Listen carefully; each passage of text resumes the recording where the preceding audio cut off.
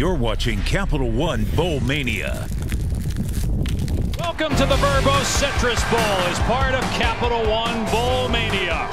Happy New Year from Camping World Stadium in Orlando, where Big Ten West champion Iowa, ranked 15th in the country, faces number 22 Kentucky, which finished in sole possession of second place in the SEC East for the first time.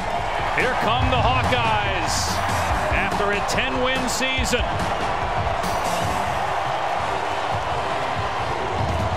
They started the year 6-0, got all the way up to number 2 in the AP poll, but then lost at home to Purdue and then at Wisconsin in back-to-back weeks in games that weren't close. But they won their final 4 regular season games before losing to Michigan in the Big Ten championship game. And hi, everybody. Happy New Year. Dave Pasch with Dusty Dvorak and Tom Luginbill. Yes, the college football playoff semifinals are in the books, but we have a full day of college football for you from morning till night. And for this matchup, two teams very similar, very physical. Don't need to worry about combing your hair if you have hair to get ready for this game, because no pretty boy football here. And for Iowa, the reason the Hawkeyes are here because of their defense, specifically because of their takeaways. Well, that defense has been phenomenal all season, and Phil Parker coaches up the secondary as good as anybody in all of college football. And man, did these guys show up and play well from start to finish all season. Now, a primarily zone football team. Keep vision on the quarterback, vision on the routes, understanding what routes they're getting. Their anticipation is great, and they take the ball away better than any unit in all of college football. If you miss a pass, if there's a tip drill, Iowa's going to be right there to take advantage. The opponent for Iowa today from the SEC, the Kentucky Wildcats, who had an outstanding season. Her head coach, Mark Stoops. They are seeking the 4th 10-win season ever in the second in the last 4 years. As we look at their season in review, brought to you by Wasabi. Had a couple of big wins early on as they got off to a 6-0 start. They knocked off Florida and then LSU in back-to-back weeks. But then the Cats fell, but because of those claws, they were able to cling to that ladder before falling all the way off. They lost 3 in a row, but they won their final 3 against Vanderbilt, New Mexico State, and Louisville in impressive fashion. And Mark Stoops' teams at Kentucky, Dusty, they've been known for defense, but now they have an offense to match. They do. Look, there's a lot of change offensively. Went out and got an offensive coordinator and Liam Cohen, and man, has it paid dividends. And they've got a couple of superstars that have been great all year. How about the running back, Chris Rodriguez? He already had a good career coming into this season, and he was outstanding. Over 1,200 yards on the ground. He is tough. He is physical. He's between the tackles, and he's a real key component of this offense. And then a transfer they get from Nebraska, Wan'Dale Robinson. Wow, dynamic playmaker, got great quickness, speed, and he catches the football at a higher clip than anybody you're going to find. 94 catches and a great target for the new quarterback, Will Levis. Speaking of him, the guy that gets those guys the football, Tom Luginbill has more on Levis. Yeah, Will Levis finishing up his first year as a starter for the Kentucky offense. It was a good year, 32 total touchdowns, 23 through the air. He tried to test the waters of the NFL draft, realized it's not going to happen for me. Probably got his numbers back saying he was going to be a 4th or 7th round draft choice. And I liken this decision by Will Levis to come back to the one that Kenny Pickett at Pitt made a year ago. Listened to the right people, trusted the right people, and now has worked himself into potentially a 1st or 2nd round draft choice. Will Levis has that type of talent, but he's got some things he's got to clean up. He's got to become more accurate, got to become more nuanced as a passer. So coming back for the 2022 season gives Liam Cohen and the Wildcats a leader and a difference maker under center. We'll have to wait, though, to see Levis. Kentucky won the toss, but deferred, so Iowa will get the football first.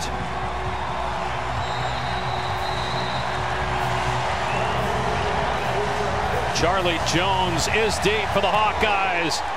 2022 is underway. It's a touchback, and Iowa will start on its 25-yard line.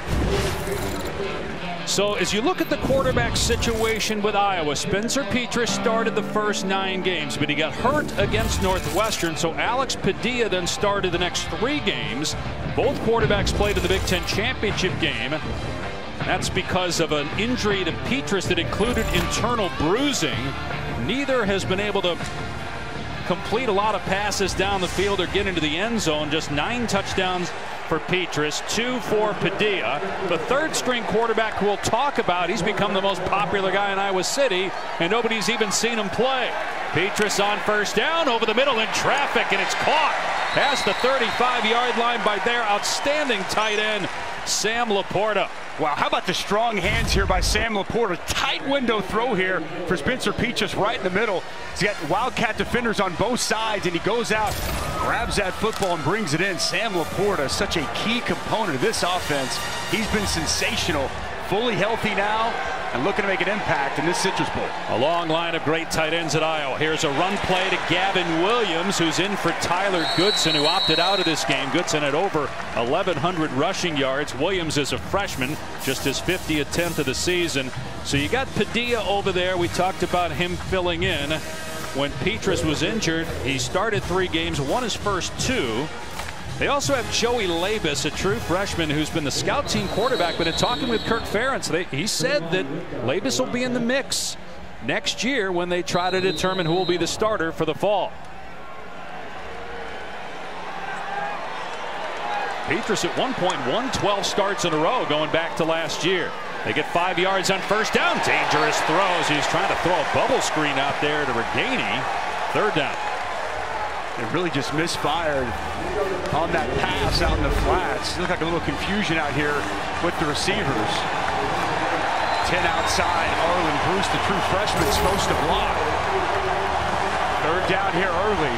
I look for 84 Sam Laporta. We've already seen him make his impact felt early. Favorite 3rd down target for this offense. Iowa not good on 3rd down this year. 110th in the country. Petrus with time, and he dumps it off. Big hit on the receiver, Arlen Bruce. Vito Tisdale lit him up, and it's 4th down. Excellent open field tackle here by Tisdale. He comes downhill and lowers the boom. A couple of yards shy of the line to gain. That's what you're going to get from this Kentucky football team. They are physical. They fly to the football.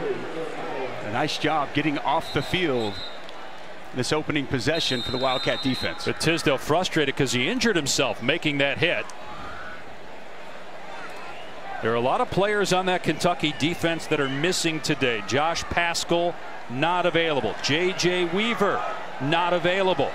We were told today by Kentucky that there were several players out from injury, COVID, and contact tracing, but they would not specify who is out because of what. One of the best punters in football, Torrey Taylor.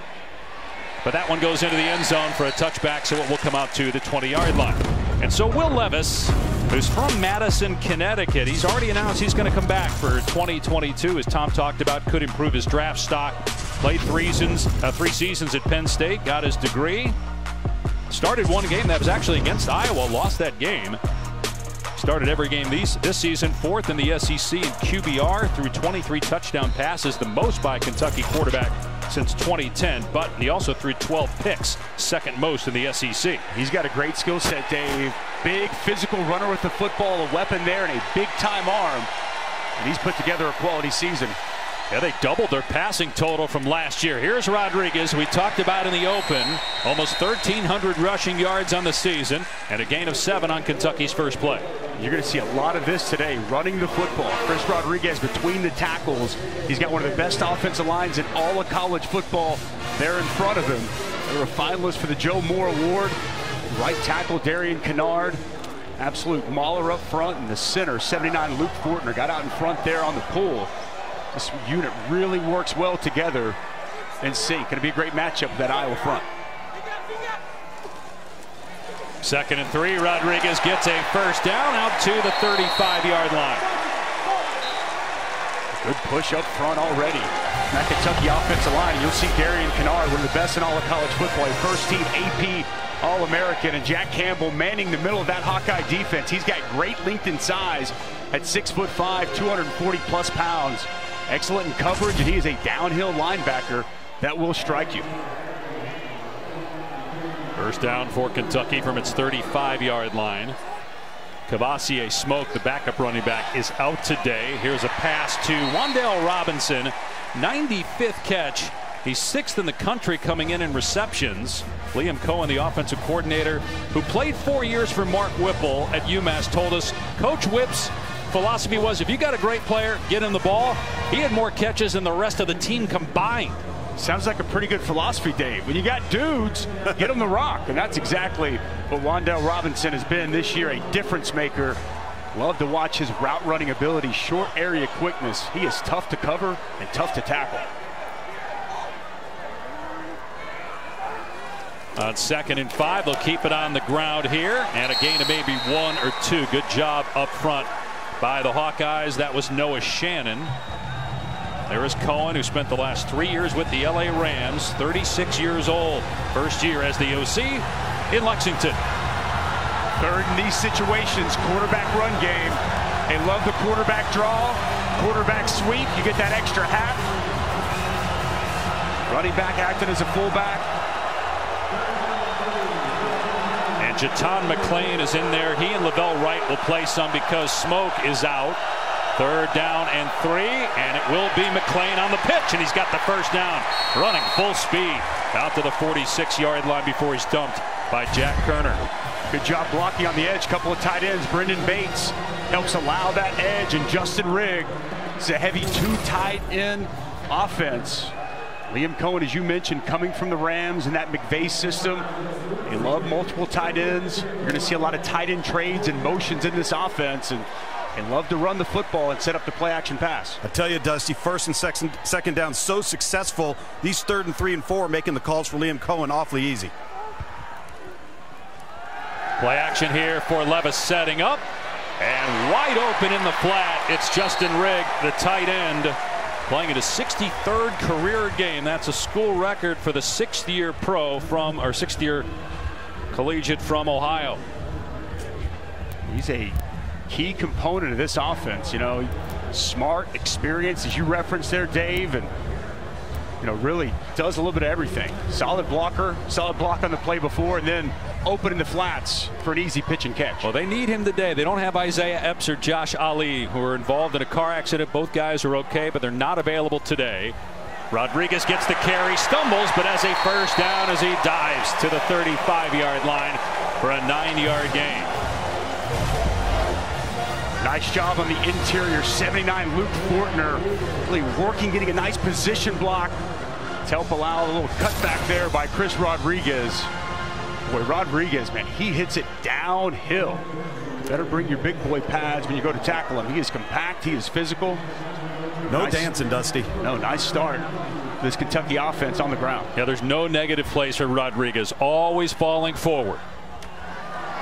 Gets the carry here, running to the right, and he gets planted at the 31-yard line by Kerner. First team All-SEC, 7th in Kentucky history in career rushing yards, and he's closing in on tying for 2nd in career rushing touchdowns. He's got 25 coming into today. It's hot and humid down there, so we'll see if they give the ball to Wright and McClain more than even maybe they intended because of the injury to Smoke. Look at that. You're over 100 on the field. Feels like it up here too, partner. Yes, we are. Poor Luke's as Levis off play action, dumps it off to the tight end Rigg, and that was well read by Iowa. So a gain of 2. It's going to bring up 3rd down and about 3. Good vision there. And Jeremy Harris sitting in that zone coverage. He saw the tight end, broke on it, nowhere to go with the football. 3rd and medium. One of the absolute best 3rd down offenses in all of college football. Over 51% of the season, and it's what Tom said earlier. They set up 3rd and manageable. Now you're 3rd and 4, playbook wide open. Again, an area where they've shown to run Will Levis.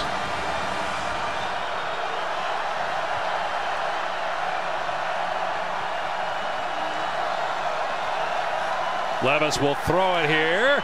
And his pass is caught inside the 20-yard line and down to the 15. DeMarcus Harris, just his 11th catch on the season. He gets 14. Which the strike on the slant here. Quality throw and a missed tackle in the open field by the outstanding cornerback Riley Moss. Typically, Moss great in coverage. Was playing soft there back. Gave a little bit of cushion. Levis identified it. Nice job moving the sticks again on 3rd down. How about the balance of this Kentucky offense? First time in school history, averaging better than 200 yards, both rushing and passing. 11th play of the drive, 5th pass. Levis over the middle, caught inside the 10. And down to the 8-yard line is Bates, the other tight end, his 11th catch of the year. Really like that tight end delay. So Bates started in the core as a blocker, and then slivers out late. You see him right here. He's going to block, release, and then you're going to see him just drag right across the middle and be a nice outlet here for Will Levis. Really accurate too, Dusty. So far on this drive, he's put the ball exactly where it needs to be on a variety of routes. Perfect start for Levis, 5 for 5. Let's see what he does on 2nd down and 3. Going to be a quarterback draw. Able to break a tackle, get inside the 5, close to the 1st down. 235 pounds, has 9 rushing touchdowns. And it is going to be 1st and goal. And 4 of those rushing touchdowns in the last game they had against one of their rivals, Louisville. Especially here in the red zone. They love to run him. He's built like a linebacker and a mentality like a linebacker. Be a key stop here for Iowa.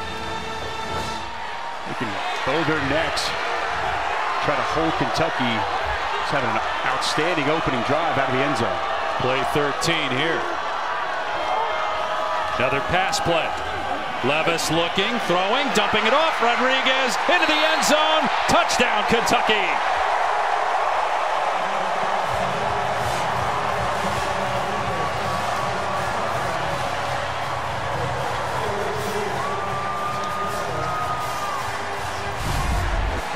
All right, as we're going to see here, watch Riggs. He's going to push up this route, and he's going to grab Moss, and it's going to allow Rodriguez to be out in the flat all alone. Grabs the attention of Riley Moss. He can't get outside. Easy dump down, and you see the power into the end zone from Chris Rodriguez. What a statement opening drive for this Kentucky offense. And right on cue with what we touched on in the open about the improvement on offense, the balance on offense, as the point after by Ruffalo makes it 7-0 Kentucky. 24th touchdown pass for Will Levis on the season, and the 3rd touchdown catch for Chris Rodriguez as Kentucky strikes first here in Orlando.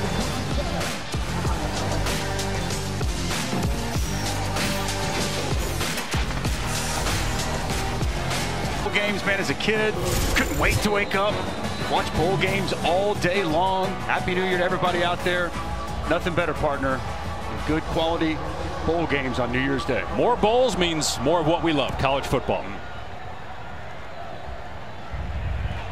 And this time Charlie Jones decides to run it out, and that was a big mistake. He is tracked down and dumped at the 13-yard line by Andrew Phillips.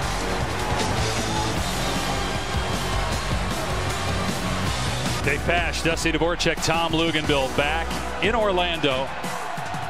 So much of Iowa's offense this year was Tyler Goodson. He opted out, so they got to find other guys to get it done. Here's Arlen Bruce, a true freshman, picking up a yard or 2. Kentucky off to a good start defensively, despite being out 2 key guys, and Josh Paschal and J.J. Weaver. Paschal's had an awesome career at Kentucky. Unfortunate he wasn't able to play. And J.J. Weaver, I think the ceiling on him is through the roof. The 2 most disruptive players on this Kentucky defense not able to be out here today so far. Petrus to the air, and the ball is caught, but a short gain for Laporta as he is wrapped up by De'Eric Jackson, who's actually replacing J.J. Weaver. Well, Tyler Linderbaum, of all the film we watched this year, I might have enjoyed watching his tape better than anybody. The center can snap and step as good as anybody in the country. Going to be a first-round pick when he decides to come out. And Jordan Wright, we were just talking about it. No J.J. Weaver. Jordan Wright's had some injury issues throughout the course of the year. He's healthy today, and he needs to step up and have his presence felt for this Wildcat defense. Now he came back against Louisville after missing 4 games with an ankle injury suffered October 31st. Petrus from the pocket looking. Laporta was late out of his break, and there's a reason why. He was interfered with by Yusuf Corker. Holding defense number 29. 10-yard penalty from the previous spot. Automatic first down. Yeah, Corker didn't like it. It's the right call, partner. As you're going to see, as Laporta gets to the top of his route, Corker right there kind of with his arms around him. A bit of a halfway bear hug going, and as Laporta tries to get out of his break, he falls. Contact before the pass was delivered. That's why it's holding, not pass interference. Second first down for Iowa. They come back and run the ball. Huge hit. Man, Corker all over LaShawn Williams, who just carried it for the 12th time this season. Safe to say Yusuf uncorked on Williams there. Watch him come downhill from his safety spot. Bang! Big hit. Already a couple of big hits from this Wildcat defense. Brad White, the defensive coordinator, he's got these guys fired up and ready to go. He was a 3-year starter at linebacker at Wake. Here's LaShawn Williams again.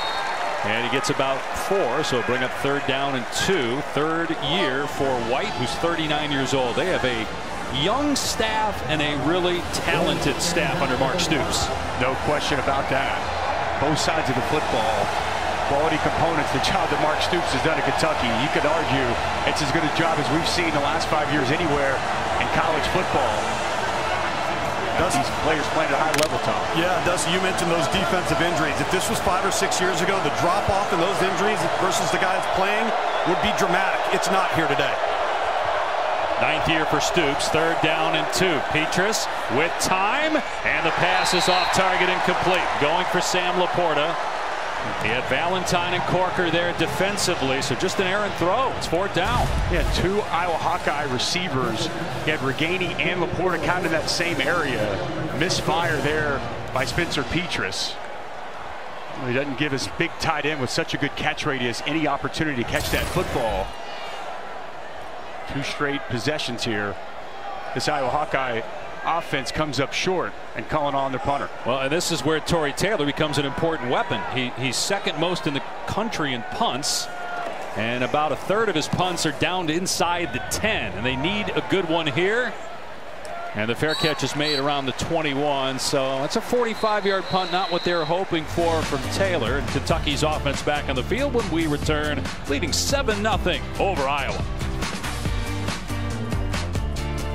Well, this is a story Kentucky football fans know all too well, but maybe the rest of the country isn't that familiar with. John Schlarman, it was a year ago, longtime offensive line coach, former offensive lineman at Kentucky, passed away in the middle of the season after a 2-year battle with a rare form of cancer. They still support and love Coach Schlarman here. And he did such a great job with that group. A big reason why they were nominated for the Joe Moore Award, finalists for the best offensive line in college football. The award this year was won by Michigan. Wildcats would try to run behind that offensive line, and a rare negative play for Rodriguez, spun down by Van Valkenburg for a 1-yard loss. And Eric Wolford in his first year as the offensive line coach, taking over for the late Schlarman. And Mark Stoops gave high praise for Eric Wolford and his ability to come in and continue to help this offensive line improve. And we had a chance to talk yesterday with Darian Kennard, and the words he used to describe John Schlarman, just his energy, his smile, father figure, and what he meant to all these guys and this Kentucky program, the way they continue to honor him with their play, it's absolutely outstanding. Rodriguez bottled up, got maybe the yard back. It'll be 3rd and 10. There is another connection to Joe Moore, by the way, who is a longtime offensive line coach that the award is named after. Kirk Ferentz actually played for Joe Moore. A lot of connections between these two schools. Mark Stoops played at Iowa. Kirk Ferentz was a coach on the staff when Stoops was a player as a defensive back for the Hawkeyes. And they go about their business in a similar style, right? Just the way it's a developmental programs, the toughness, the effort they play with. A big 3rd down here for this Kentucky offense. Levis got to be careful.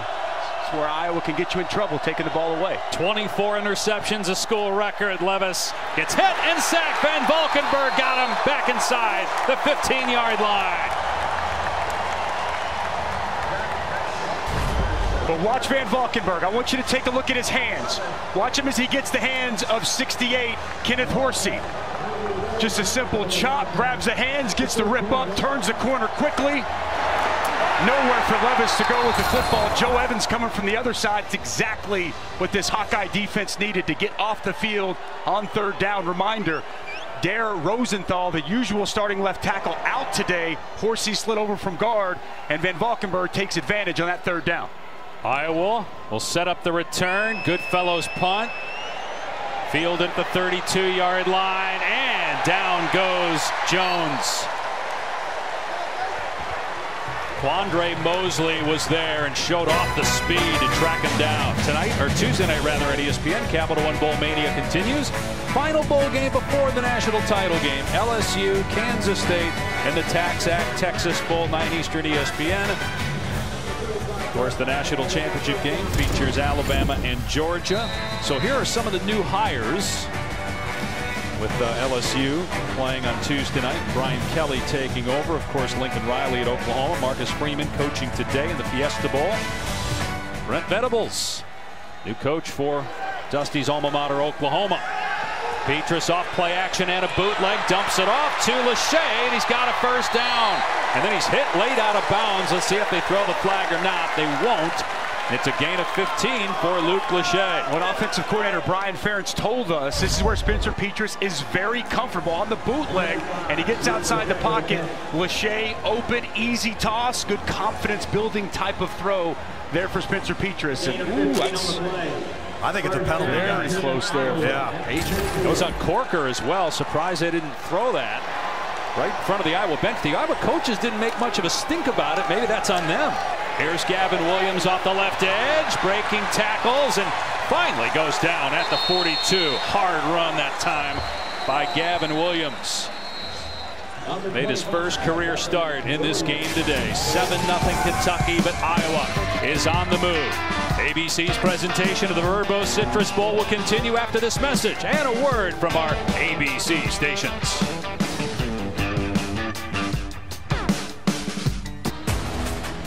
Welcome back to the Verbose Citrus Bowl as part of Capital One Bowl Mania. It is a hot and humid day here in Orlando with Dusty Dvorak, Tom Luganville down on the field. I'm Dave Pasch. Kentucky is up 7-0. That's what you were wearing last night. Got to celebrate. Yeah. Did you find him before the game and let him borrow your outfit? Well, does have a nice head of hair. No doubt. So the first quarter has been a problem for Iowa this season, but the rest of the game their offense has picked it up, and that's in part because of their defense creating turnovers. But this has been a good drive by their offense. Petrus with an on-target throw, and Bruce, the true freshman, has a first down inside the 35 to the 34 for an 8-yard gain. Nice little quick hitter there, Dusty. I'll tell you, this offense, and you talked about the second and third and fourth quarter for that. Naked. We saw the boot. That's an area of this offense that has to happen because they don't have the athletes to match up with Kentucky and just win one-on-one matchups, Dusty. No doubt. 100% right on that, Tom. Fullback alert. Potabom is in. They run behind him. He got a big block, too. He just lit up somebody. Ends up on his back, but big hit that time.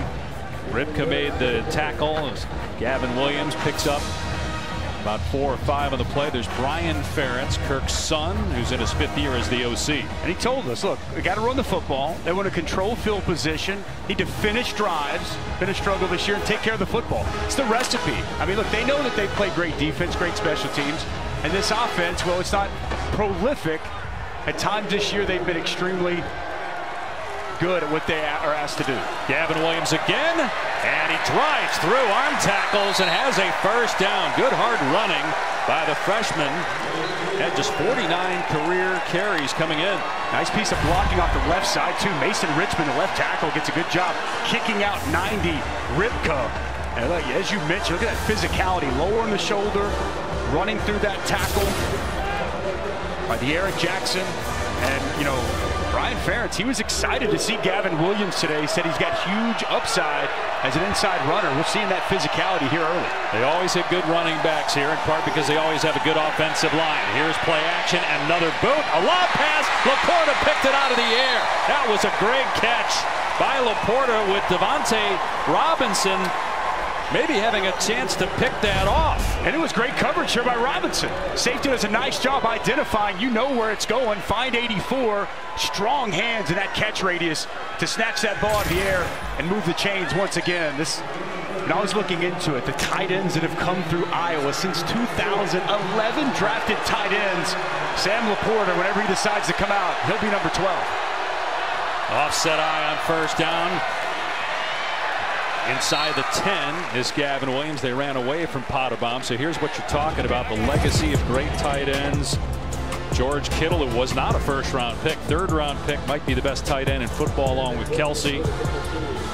Hawkinson and Fan, a pair of first-round picks. A lot of these guys were recruited by LeVar Woods, a former Hawkeye linebacker, who's now the special teams coach and maybe a future head coach in college football. Yeah, LeVar Woods, unbelievably impressive what he's been able to do. And man, just the lineage of tight ends that have come through Iowa, especially under Kirk Ferentz, so impressive. On 2nd and 8, the pass is caught inside the 5-yard line. Jackson Ritter, just his 3rd catch of the year.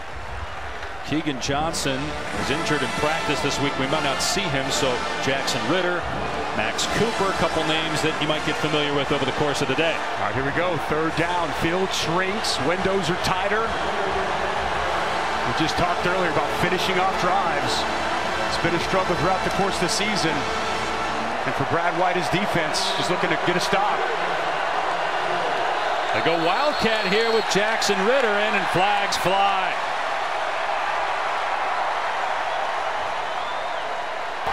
Try to snap, false start.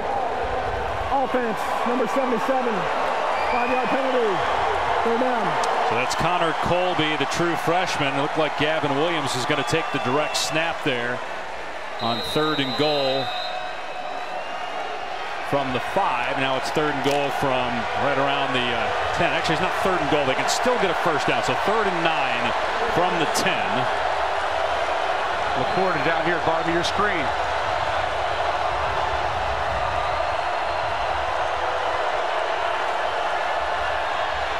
Pass to the sideline, juggled and incomplete. Bruce couldn't hang on. He probably would not have gotten the first down anyway, but at least it would have been 4th down and short. Gotta have good, strong hands there. Good throw there by Petrus, right on him. Unable, true freshman, unable to bring that pass in. Arlen Bruce has shown some good signs throughout the course of this season.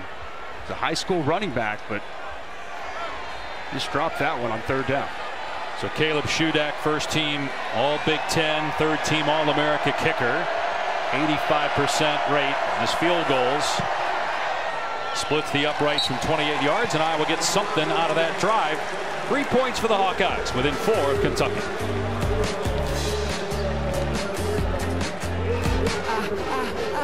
Kirk Ferentz this year, he's got 9 bowl wins, so 1 more ties him with Joe Paterno for the Big Ten record.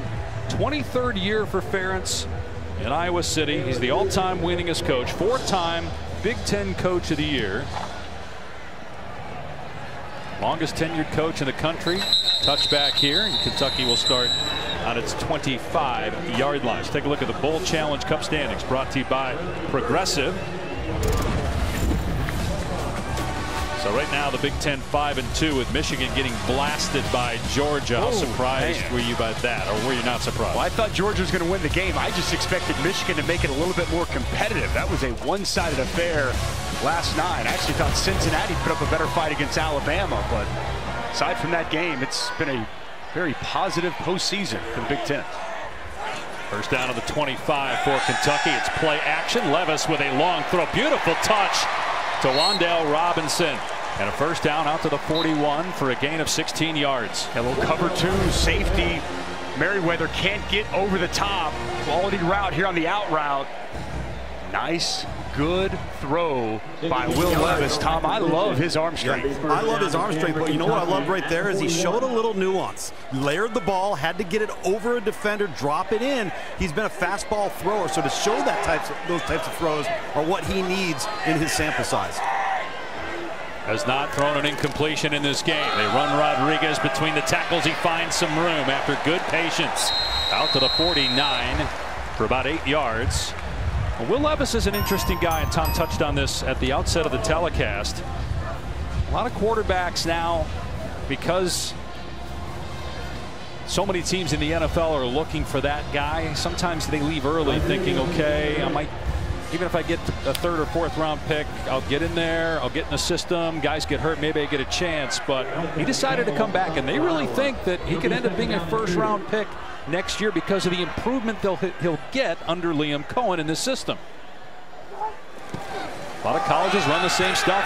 that the NFL teams run. Rodriguez broke a tackle from Van Valkenburg and has a first down into Iowa territory. Well, Van Valkenburg was off the backside, unblocked, and you see the leg strength of Chris Rodriguez running through that arm tackle and moving the sticks. That's what you were talking about with Will Levis. I think that is the right call. Look, Liam Cohen, we both agree, he's going to be a star in coaching. You can tell, you know, having been under Sean McVay, been with Mark Whipple, you can feel traits of both of those guys. He's going to work on his footwork, his accuracy, continue to fine-tune his abilities for Will Levis at playing the quarterback, and there's a huge upside for that man. Here's McClain trying to get the outside. He does. Knocked down at the 40, but a gain of 8. When you think of all the coaches that have come from the Sean McVay tree, many having success in the NFL. Matt LaFleur, big time with the Packers. Zach Taylor in Cincinnati. They could win their division. Brandon Staley. And then you got Liam Cohen. And talking with Liam yesterday, he said one of the biggest things that people don't maybe talk about with Sean McVay is how he handles relationships. He actually also said that he could call the defense. He's that good. He knows what's going on with everything. And that's why a lot of these other guys are having success when they leave McVay. Here comes a blitz off the edge. It's picked up. Levis throwing deep, and it's well over the head of Robinson. Might not have been on the same page. Third down. Yeah, to your point about Liam Cohen, relationships, talked about the positive energy that he saw with Sean McVay. He just rubs off on people, great people skills, and you know, the base foundation of this offense from him, the terminology comes from him, and then you sprinkle in some of what he learned from Coach Whipple, and he really has put together, you know, a quality scheme there for the Kentucky Wildcats. And you can run the quarterback in college, which you can't do in the NFL. No question. Well, I don't know. They run him in the NFL now. And here it is. Levis at 235 pounds pushed back, but keeps fighting. We'll see where they spot it. Looks like he's got it. Telling you, you get 3rd and 3 or less. They are heavy quarterback run game. There's that quarterback draw I was referencing earlier, and there wasn't much there. Pretty good job of the Iowa front stymieing at the point of attack, but Will Levis is a big man.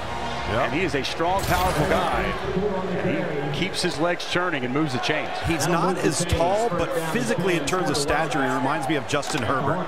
Long arms, long legs, thick torso. He's a physical, good athlete. Fresh set of downs inside the 40 at the Iowa 38-yard line.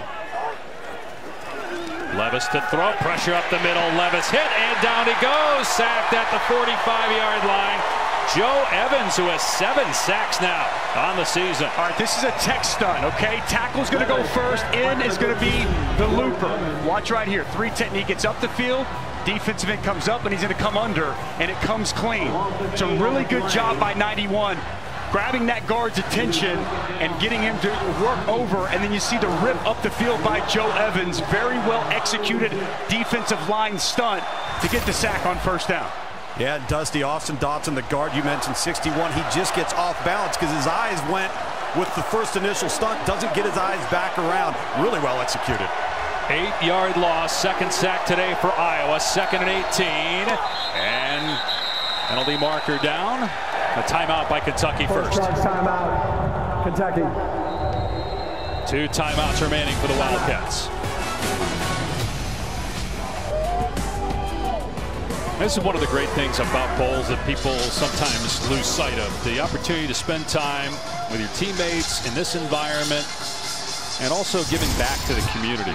Both schools do that every bowl game. Opportunity to give back and spend time with the less fortunate. Levis in trouble and sacked again. Van Valkenburg for the 2nd time. 2 sacks for Iowa on this drive and a loss of about 10. Well, this is now Jeremy Flax. They've moved over to left tackle. Watch the hands again of Van Valkenburg. I mean, he's getting this offensive tackle's hands, and it's a quick tight edge. See that big chop? I don't know how Will Levis held onto that football. He gets hit, has no idea it's coming. That's a great job by him just to hold on to it. That could have been a turnover for the Hawkeye defense, but what a start to this game for Van Valkenburg. And this pass rush for Iowa, man, getting after Will Levis. 3 sacks already in this first half. Van Valkenburg had 3.5 sacks all season. He's got 2 in this game and a tackle for a loss. Now it's 3rd down and 26. Levis from the pocket got Robinson, and it's a first down. How do you leave him open? Third catch of the day as they convert on 3rd down and 26, and they get about 30. Wow, what an outstanding job. Actually going to be a little bit man-to-man, just 2-man there. And they get Dane Belton matched up on Wan'Dale Robinson. He gets past the coverage, and a well-thrown ball over the middle. Nice job laying out, catching that pass. You don't see many 3rd and 26s converted. Phil Parker, Iowa defensive coordinator, not going to be happy about the defense on that. 97th catch of the year for Robinson. 55 yards on the day. 34 on that one. Back to Rodriguez in the ground game. Busted to the outside. Inside the 10.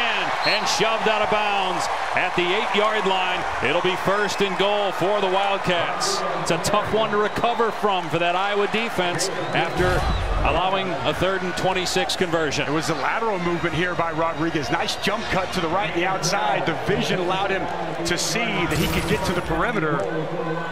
Right after that big gain on 3rd down. Nice run. Setting this Kentucky Wildcat offense inside the 10 for the 2nd time in this ball game.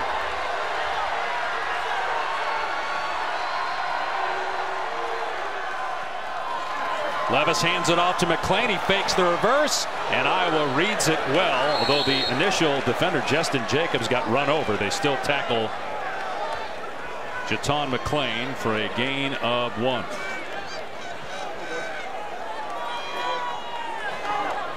Kentucky won its final 3 regular season games after a 3-game losing streak. 9-3 record. They won 10 games in 2018. It was just the 2nd time since 1950. Now they have a chance to do it again here in 2021. And Mark Stoops, with 2 more wins, will tie Bear Bryant for the most in Kentucky history. On 2nd down and goal, play fake. Levis fires, and a diving catch by Robinson. And they rule him inbounds, but not in the end zone. Inside the 1, 3rd down and goal. Oh, that's a really nice job by Wan'Dale Robinson to go down, catch that football. And I think he is in. That's a good call by the official. Looks like his elbow hits before he rolls out of bounds. And he clearly was down at the 2, so they marked it at the 2. One official had it inside the 1, but you saw where the ball was when he caught it. It was at the 2. Well thrown ball too. That was the only place that ball could have been thrown to the sideline. Well, this feels like Chris Rodriguez area, doesn't it? Off this right side, you got multiple tight ends over here. Yep. Levis with a couple of fakes, looking, steps up to run, moving to his left, and tackled at the line of scrimmage. Maybe lost a yard. 4th and goal on the 3. You got to take the points, right? I think you got to take the points. In a game like this, expect low-scoring type of game. That's quality defense there by Iowa. They want to hit the tight end coming out of the flats with the anticipation Iowa's going to be thinking run. They had everybody covered. Will Levis with nowhere to go with the football. And then excellent effort and rally to the quarterback to get him short of the end zone. Matt Ruffalo has missed 3 kicks. 2 of them were blocked. Kind of an odd angle here for this 21-yard field goal try. But he nails it, and Kentucky extends the lead to 7 with 2:48 to play in the 1st half. Well, Kentucky with a huge 3rd down converted, but it was Iowa with a big 3rd down stop to force the field goal. An excellent job there with Joe Burrow. The bounce back here he's had coming off that nasty knee injury from a season ago. It'll be a touchback. Will come out to the 25. All right, let's go back and look at that last play. Slow developing play. Going to be a double fake. And if the freeze it here, guys. If the anticipation is better, Will Levis locates Justin Rigg immediately, that's a touchdown. But he doesn't see him initially. It's a good job recovering by Jeremy Harris, identifying the tight end. That's one thing that I'm sure Liam Cohen's going to talk with him about. Anticipate that tight end coming open. If he would have, could have been 6. Instead, it's an Iowa stop, and they settle for 3. That's after surrendering a conversion on 3rd down and 26. Iowa has all of its timeouts. They'll keep it on the ground. No running room whatsoever for LaShawn Williams. Gobbled up in the backfield for a 1-yard loss by Jordan Wright. This season, along with their contributions to participating universities, general scholarship funds for every field goal and extra point made, All-State also donated to the American Red Cross to help with disaster relief efforts. Thank you, All-State. Good to see Jordan Wright back healthy. Nice little inside move he put on Richmond. Great, a negative play. Play action here. Petrus setting up, looking downfield, passes tip, and it's picked off at the 32-yard line. It's DeAndre Jackson off the deflection, and Kentucky will have the ball inside the Iowa 35.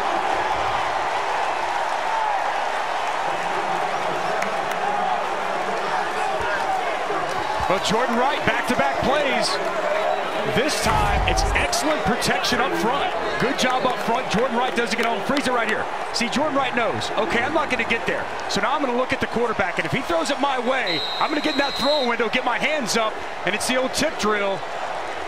Jordan Wright, 6'5", long arms, gets in that window. Nice job batting the football, and a heads-up play right there by DeAndre Jackson with a big interception. Opportunity for Kentucky to distance itself from the Hawkeyes if he can get the lead to 17-3. Not a lot of firepower for Iowa. Run play, McClain. And fist fighting down the sideline gets the first down. Then he's hit late and the flag comes flying in. Bad enough they couldn't tackle Jaton McClain. Hand fighting on that far sideline, and then they hit him late. I appreciate the effort from Logan Lee. Personal foul, unnecessary roughness, defense, number 85. Penalty half the distance. Logan Lee's just pursuing to the football. The problem is you got to throttle it down and hold back once that ball carrier goes out of bounds. I'm going to tell you what, partner, Jaton McClain, just a sophomore. Man, I like what I see from him on the tape. He's not a big guy. He's only... Previous play is under further review. He's only 5'9", probably 190 pounds, but he is compact, physical. A nice run there. They're going to look and see where he went out of bounds. That's the reason for review. What a great day for college football around the country.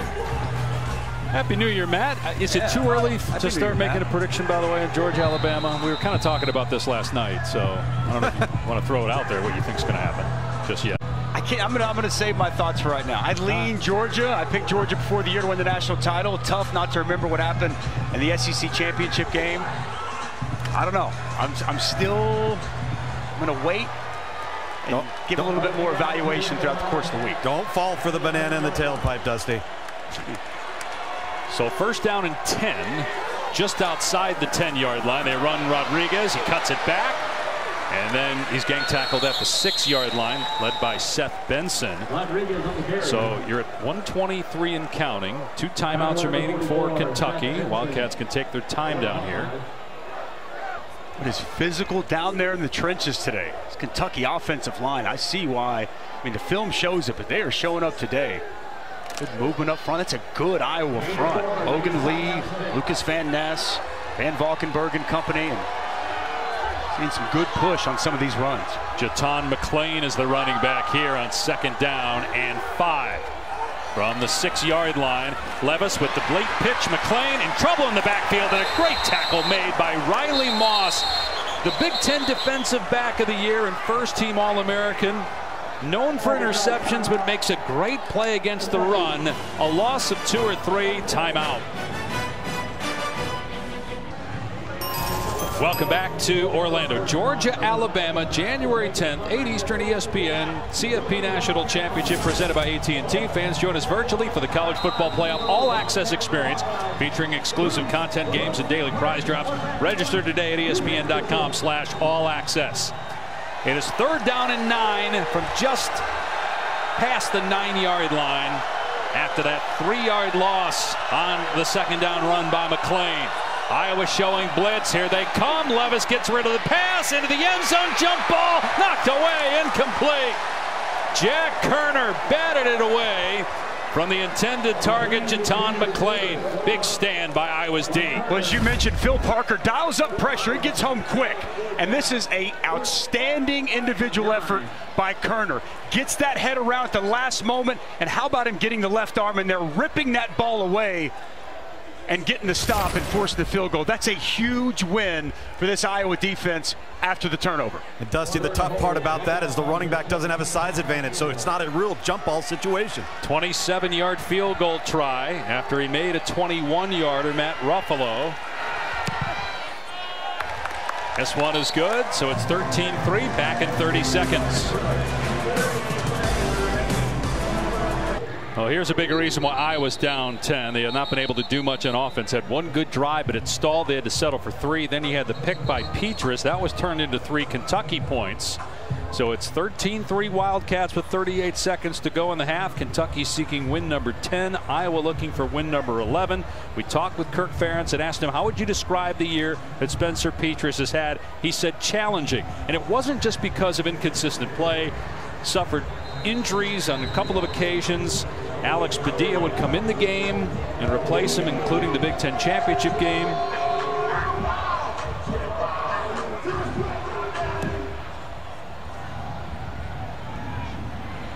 They elect to run this out. Charlie Jones. It's the second time he's done that. Both were bad decisions. Today's performance update prepared by Tax Act. We talked about these guys from the onset. Big key pieces today. Wan'Dale Robinson, 4 grabs, 61 yards. Nothing bigger than that on 3rd and 26. How about Chris Rodriguez making his presence felt with 56 on the ground. That reception for a touchdown to cap off that opening drive. 2 biggest playmakers for this Kentucky offense have come up big here in the first half of this Citrus Bowl. Now Iowa's got 3 timeouts left. But because of the poor kick return, you wonder if they'll just keep it on the ground. They might have done that anyway. Nope, Petrus to throw. After the turnover, they do set up a high percentage play. It's a screen, some running room for Gavin Williams, and he's knocked out of bounds at the 28-yard line. Got the first down and a gain of 10. Very well set up. Good patience there by Petrus. A nice job by Cody Ince at the second level, helping spring Williams to get to the edge and get out of bounds. I'm glad they at least going to try to get some offense going. The last thing I would have wanted to see is them come out and just sit on the football. Smart, high percentage play to start this drive. Kentucky will get the ball to start the second half. 27 seconds to go. Petrus looking downfield. Again, dumps it off short to Kelly Martin. He gets out of bounds. Close to the line to gain. It is a first down, 21 seconds to go. Keep in mind their kicker, Caleb Shudak, has a 51-yarder this year, so you got to think somewhere between the 35 and 40-yard line of Kentucky. You have timeouts. You can throw it in the middle of the field. If you can get it close for Shudak, that would be a big 3 points. Huge. Cut into a 1-score game before halftime, and as you alluded to, Kentucky does get the ball after the break. Gonna run it with Kelly Martin, and he's got a first down. Now you got to call timeout, and Kirk Ferentz does. So you get 11 yards, stop the clock with 16 seconds left. You probably have a couple more plays to get it down close to the 30 or 35-yard line. Well done so far by the Hawkeyes. College football action continues at 5 Eastern on ESPN with Utah, Ohio State, and the granddaddy of them all, the Rose Bowl game. Presented by Capital One Venture X. And then we end the day with Baylor Ole Miss in the All-State Sugar Bowl. Matt Corral is playing in this game. Love that, by the way. Absolutely love it. Took the podium last week talking about, no way I'm not playing this game. I got to finish this season, finish it with my brothers. Means a lot to him. Jeff Levy, the new offensive coordinator at Oklahoma, he's going to coordinate in that game. What a year by Dave Aranda. From 2 wins to Big 12 champions, and Ole Miss their first 10-win regular season. Phenomenal matchup in the Sugar Bowl. I'm intrigued by that Rose Bowl too. A lot of opt-outs for Ohio State. What a year for Kyle Whittingham. They started 1-2, Dave, and they win the Pac-12. An emotional year for that football team. Some great games on the slate for the rest of the day. Here, 16 seconds left. 2 timeouts remaining for Iowa from its 49-yard line. See if Kentucky decides to bring a little pressure here against Petrus. Nope, they rush 3. Petrus over the middle. It's caught. And you got to call another timeout here. Get down. So 9 seconds to go. Gavin Williams with the catch. Ball is at the 46-yard line. And 1 timeout remaining for Iowa. You know, we talked about this, Dusty, at the top of the telecast, how you look at Kentucky's history under Mark Stoops, known primarily for defense. But, man, watching this offense operate, I know they stalled a couple times inside the 10, but This is a program now that is legit on both sides of the ball. No question. I mean, and as we talked about, they have real depth, and they're also going to have their best recruiting class they just signed ever. I mean, all the pieces are in place. This is a program that has been built, been developed by Mark Stoops, and I really enjoy watching this Kentucky offense. Last year got ready for their game against Florida, and you watch that offense a little bland, a little stale. And Liam Cohen has come in, and he's invigorated this offense. Brad White does a great job with the defense. This is a legitimate program now. I expect they're going to continue to compete in that East. That, you know, with Tennessee stepping up under Josh Heupel, that's a very tough division. And Kentucky, they can stand toe-to-toe with just about anybody. 9 seconds left. Iowa ball at the 47 of Kentucky. One more play and then a field goal. Petrus from the pocket gets rid of it, tipped and incomplete. Laporta had a chance. It was not a great throw, but he couldn't pull it in. Now you got 5 seconds left, and you're probably looking at a Hail Mary. Or can you get 3 seconds, 6 more yards to give Shudak a chance at a 55-yarder? No. Yeah. 3 seconds. You might be able to get a quick one on the sideline. You have 5 seconds on the clock. Yeah. I think that it's possible. Yeah, that's what I'd be looking to do. I'd be looking to try to get something, get down quick, get out of bounds, give yourself a chance for a field goal. Well, now you just got to throw the Hail Mary. Yep. Petrus will firing it into the end zone. There's a man down there, and it's intercepted. Picked off by Quandre Mosely. Nico Ragaini was down there and was open for a moment. Ball hung in the air, picked off, and that's the end of the first half. Kentucky will get the ball to start the second half. How about Quandre Mosely? The ball skills to go up and get this football. It fluttered up there for a while. Good vertical. Goes up with one hand, brings it in with two to cap off a good first half for Kentucky. 13-3, Kentucky leads. Coming up, stay tuned for Matt Berry and Sam Acho with the Smile Direct Club halftime report right after these messages.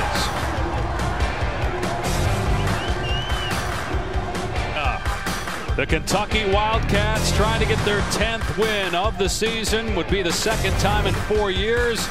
They lead the Iowa Hawkeyes 13-3. 2 interceptions thrown by Spencer Petrus. The last one, though, on a Hail Mary to close out the half. Take a look at our first half stats brought to you by PlayStation. Will Levis with only 2 incompletions. Iowa was able to get off the field defensively twice inside of its 10-yard line because of sacks. Kentucky dominated time of possession 2-1, and no third down conversions for Iowa in that first half. So as we welcome you to the booth with Dusty Dvorak, I'm Dave Pasch, Tom Luganville down on the field. What has to change here offensively for Iowa to get back in this game and have a chance to win it in the end? I think it's what you just touched on. Third down. I mean, you've got to be able to extend drives. 3 of those third downs were 4 yards or less for Iowa. They've got to be able to convert on third down, continue to keep the ball, give that defense some health. That time of possession, it is way too skewed in Kentucky's favor. And then on defense, you know, the big 3rd and 26 they gave up. I thought third down was the key. Kentucky able to get off the field. Iowa not able to get off the field enough in that first half. Maybe also who handles the weather better. It's over 100 degrees down on the field. It's the last game of the year, yet it feels like the first game of the year. Feels like August. Temperatures in the low 80s, but you see there, and it was actually closer in that first half to about 110 on the field. And as this game wears on, right, we get into later third, fourth quarter. It's been a physical football game. Conditioning for these teams could be a huge factor in the outcome of this game. Zach Johnson is deep. Kentucky's going to start with a football, and we'll start on the 25. Here's Tom. The guys got in touch with Kirk Ferentz going off the field at half. He said, listen, our defense is saving us in the red zone for obvious reasons, but they can't seem to create any explosive plays, and on top of that, not running the football effectively. Now, with Mark Stoops in Kentucky, he could not be happier with his football team, except for the red zone inconsistency. They've got to punch the ball in down there. He wants to get some more quarterback run game, but he feels like Iowa's so well coached at two-gapping people, even if you have the extra hat, it's not ideal. And the left tackle spot is problematic. Kentucky's having to work around that because of Dare Rosenthal's absence. So got to make sure we keep an eye on the left tackle of Kentucky. Yeah, Kenneth Horsey, normally a guard, is playing left tackle because Rosenthal is out. Rodriguez gets the carry on first down past the 30 and out near the line to gain on the first play of the second half. Chris Rodriguez over 1,300 rushing yards on the year. Physical up front once again. 60 starting at left guard today. Quentin Wilson, really nice job opening up that cutback lane there for Chris Rodriguez. Chris Rodriguez, after a great season, man, he's looked outstanding today, hasn't he? Second in the SEC in rushing yards per game, 106. First team all SEC tailback. Kentucky led the conference in yards per carry on second and short. Falls forward to get the first down. We talked about it in the first half. He never takes negative plays, always falling forward, breaking arm tackles at 5'11", 225. Hard young man to get to the ground. No, Dusty, you got him. He's the battering ram. And then we've talked about Utah McLean, who's the young sophomore. Little thunder and lightning in this running game in the backfield. No doubt. I thought McLean, he runs with some physicality as well. Yep. Meanwhile, Jack Kerner hobbled off for Iowa, their outstanding safety. Fresh set of downs here for the Wildcats at their 36-yard line. Another run play. Rodriguez with running room again. Spun forward to the 44. 8 more yards on the ground before Seth Benson makes the stop. And here it is off of Kennard. Kennard, nice job getting that push down, allowing Chris Rodriguez to get to the edge. Back-to-back 8-yard runs on first down. It's why this team is such a good third down offense. You know, number 5 in the country coming in, over 51%. When you stay in front of the chains, you give yourselves a chance to continue drives. Jaton McLean is the backup. They run him, and he's grabbed to the ankles and dropped. Harris with the stop. You mentioned Darian Kennard, consensus All-America offensive lineman for the Wildcats, the first since 1965. He was a semifinalist for the Outland Trophy, 39th straight start. Had a great time talking with him. We asked him about the leadership of Levis, and I thought it was really funny what he said. He said, you know, Will's great. He's a great leader, but sometimes he brings it on too strong, and I'm kind of the guy that will say, Will, settle down a little bit. So they have a great relationship, and there's great chemistry on that offense. On third down and 1, a flag is down, and they did not get the first down. Levis trying to get it himself. So they might get saved by a false start because it was going to be 4th down. If it's offside, obviously it would be an automatic offside. First down. That's what it is. Defense, number 92, 5-yard penalty. Results on first down. That's unfortunate for Iowa. John Wagner offside. It would have been 4th down, but maybe that's why it was 4th down, because Wagner was offside. Helmet all the way over the football. Got to get lined up, and you got to know those short yardage situations. You cannot shoot yourself in the foot. And back to Darian Kennard. I just like him on tape in the run game. He is a mauler. He is physical. He's improving as a pass protector. Got a chance to have a long future. Gets his more consistent in pass protection in the National Football League. From midfield, play fake. Levis looking downfield. Gets hit and sacked. It's Logan Lee, who proposed to his girlfriend down here in Florida during bowl week. She said yes, by the way. He gets the sack. 4th sack, as we're going to see Logan Lee working here on the inside. See him just be able to win inside there on Fortner, the center. That's good coverage down the field. That's more of a coverage sack, but Logan Lee's been great this year. You know, both defensive coordinator Phil Parker and Kirk Ferentz, head coach, really isolated him as a guy who's made as much or more improvement than anybody on this Hawkeye team. So a 4-yard loss, 4th sack of the day for the Hawkeyes. Levis with a quick throw into the flat, and a great play in the open field. The ball comes out. It's ruled incomplete. Jamari Harris broke up that pass intended for Robinson. 3rd down and 14. Boy, this is an excellent job by Harris. Reads this the whole way, fights underneath that block of the tight end Cummings, and a big hit. Helmet. It's like helmet right on the football, squirts that thing out. That's film study right there, understanding what you're getting from Kentucky in that situation, and you see it, and you react, and you make a nice play. He's been the starter the last 3 games because Matt Hankins, their all Big Ten corner, got injured against Minnesota. Harris has stepped in and played well. Can Iowa's defense get off the field here? 3rd down and 14.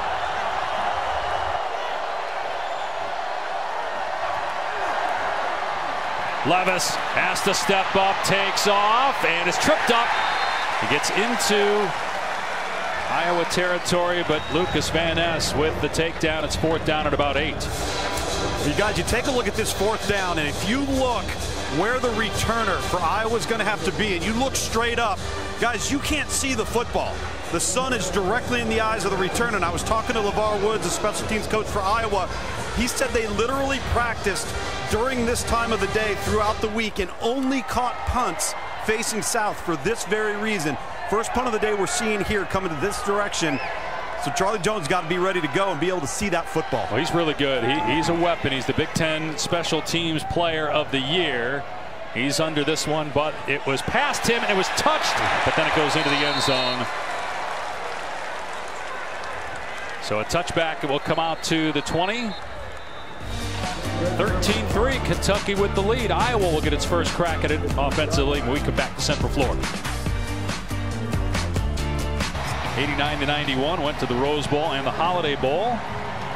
In his 9th year as the Kentucky head coach, Kirk Ferentz, who's the Iowa head coach, he was part of the Iowa coaching staff when Stoops was there. Two are very similar. All three Stoops brothers wore that number 41 in secondary for the Hawkeyes. Gavin Williams, big hole on 1st down, breaks a tackle and out near the 40-yard line. So good start. We talked about Iowa having to get something going eventually in offense, one of their best plays of the day. Yeah, follow this man. That's what I would say. Monty Pottebaum, quality, fullback, nice job isoing up on the linebacker, Jackson, and a good strong run on 1st down from Gavin Williams. 19 yards, longest play of the day for Iowa. So a 1st down on the 38. They'll run it again. More running room for Gavin Williams. Again, Tyler Goodson opted out to go to the NFL draft. So Gavin Williams, a freshman who had 49 carries all season, getting a lot of touches here in this game. And he picks up about 8. We have an injured Kentucky player. DeAndre Square was shaken up on special teams. They're also without Josh Paschal and J.J. Weaver. Couldn't see that second number, so don't want to speculate exactly on who the injured player is. Back in a moment. A great turnout for both programs here in Orlando. Kentucky leads 13-3 early in the 3rd. The injured player was Abule Abadi Fitzgerald for Kentucky, and also DeAndre Square is going back to the locker room for the Wildcats. Iowa with a 2nd down and 2. It's play action for Petrus, setting up, taking a shot downfield. Laporta's there. He's got it inside the 25-yard line. Gain of 34. I love this. Play action. You've been running the football well in the first 2 offensive plays of the second half. Then it's a boot and throw back on the corner route to Laporta. And the best throw of the day from Spencer Petrus. Perfectly placed over the shoulder. Huge play for this Iowa Hawkeye offense. And there's that explosive play that Kirk Ferentz talked about going into the locker room. You've got to get some of those to flip field position. And it's the right time on 2nd and short, right? Yep. 4 catches for Laporta. Play fake again, Petrus. And not on the same page with Reganey, who is singled up on Carrington Valentine. So it's 2nd down and 10 at the Kentucky 20-yard line. Can Iowa at least get something here to make it a 1-score game? This is about kind of what we thought would happen. Low scoring, physical football game. Tom was just telling us during the break it's now about 112 degrees on the field. Wide receiver screen. Inside the 15-yard line is Bruce. And to the 12 for a gain of 8. 3rd and 2 coming up. Like the wide receiver screen right there. Offensive line gets out in front. Tyler Linderbaum, sometimes when he's at his best, getting up on that 2nd and 3rd level. Key block right there. Tailspring Arlen Bruce. Nice productive play on 2nd down. This is where they have struggled today, still yet to convert on 3rd down. Linderbaum, the best center in the country, won the Remington Trophy. Iowa 0 for 4 on 3rd down. Wildcat direct snap to Gavin Williams. And I don't think he got it. Kentucky certainly doesn't believe that. Appears to be just short. See where they eventually spot the ball. It is 4th down.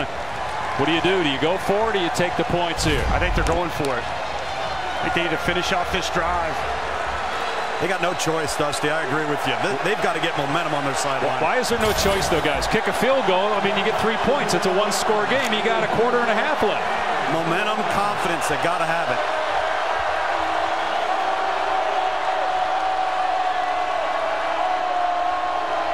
And it's a quarterback sneak, and Petrus fell down.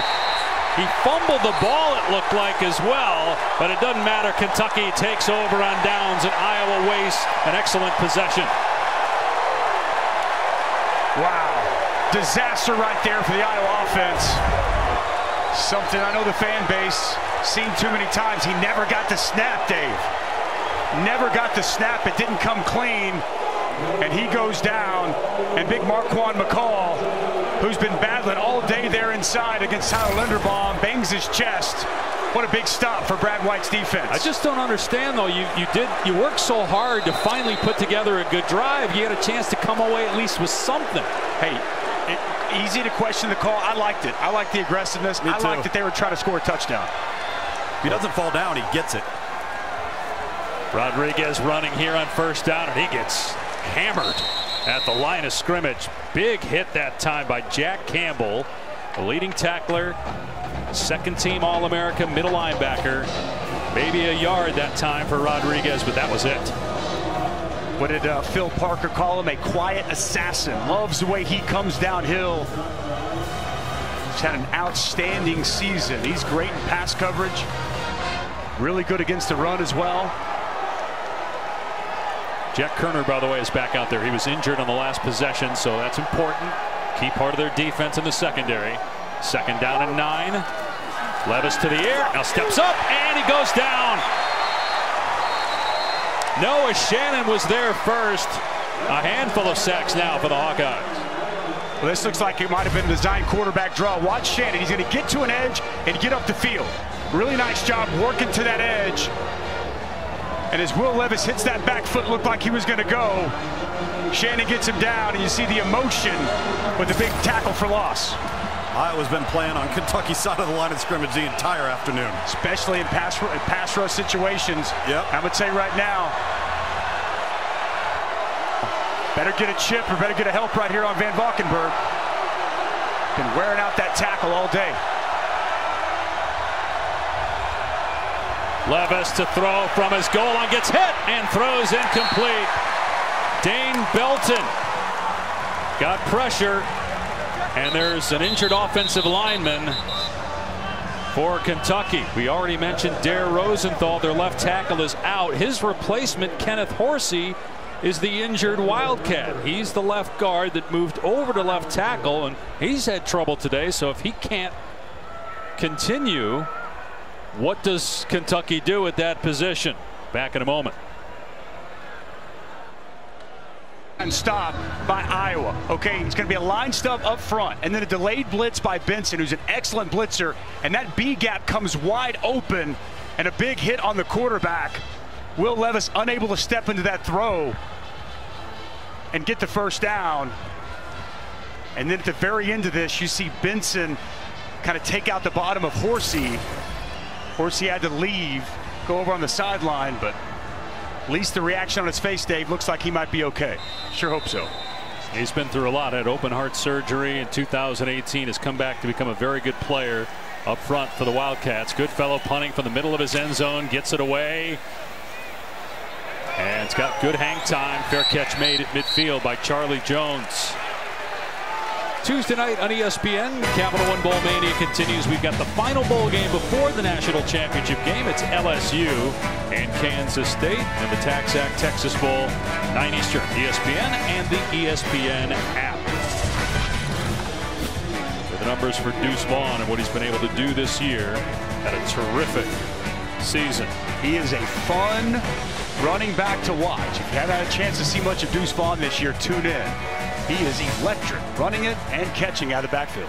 Great starting field position for Iowa. They go with play action. Petrus looking downtown, and wow, that was a duck intended for Reganey, who was open. Not sure if the ball slipped out of Petrus's hand or what. Second down. And missed opportunity there. Hard play action, just 2 receiver route down the field. Reganey is able to come open, and Misfire there by Spencer Petras on first down. And Arlen Bruce is open too underneath on the undercrosser. He should have hit him as well. Here's LaShawn Williams on the carry. Get a ton of running room in there, man. He gets hit, but just bounces off a defender. Gain of 8 yards. Every running back that's touched the ball has run hard in this game. Both sides. Man, there is some pad popping here on New Year's Day. We expect it, right? Kentucky, Iowa, physical teams. Watch the end of this, the impact here from Williams. Corker comes downhill. This time it's Williams lowering the shoulder, lowering the boom, and running through the outstanding safety.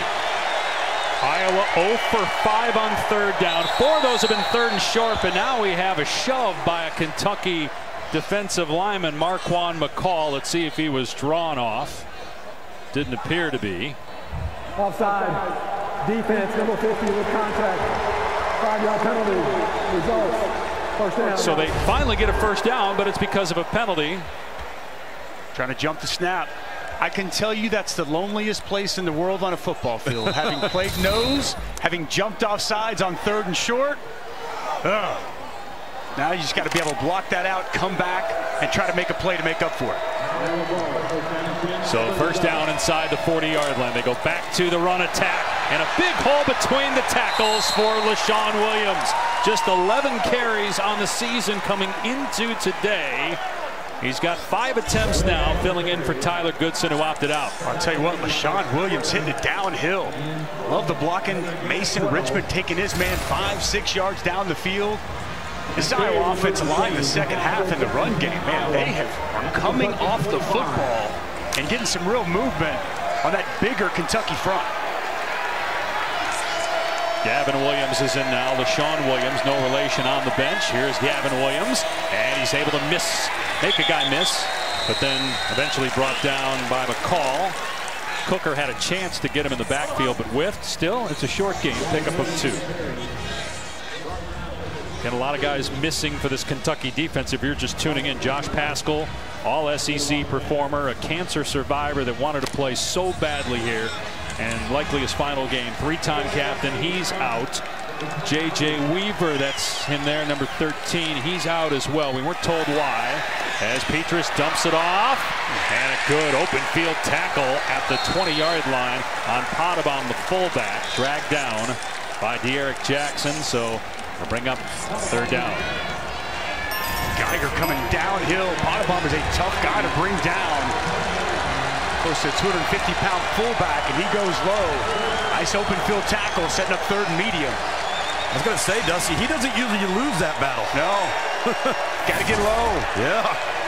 How low can you go? Big third down right here for this Iowa offense. Trip set over here. And they run a jet sweep, and there's some running room for Bruce inside the 10, into the end zone. Touchdown, Hawkeyes!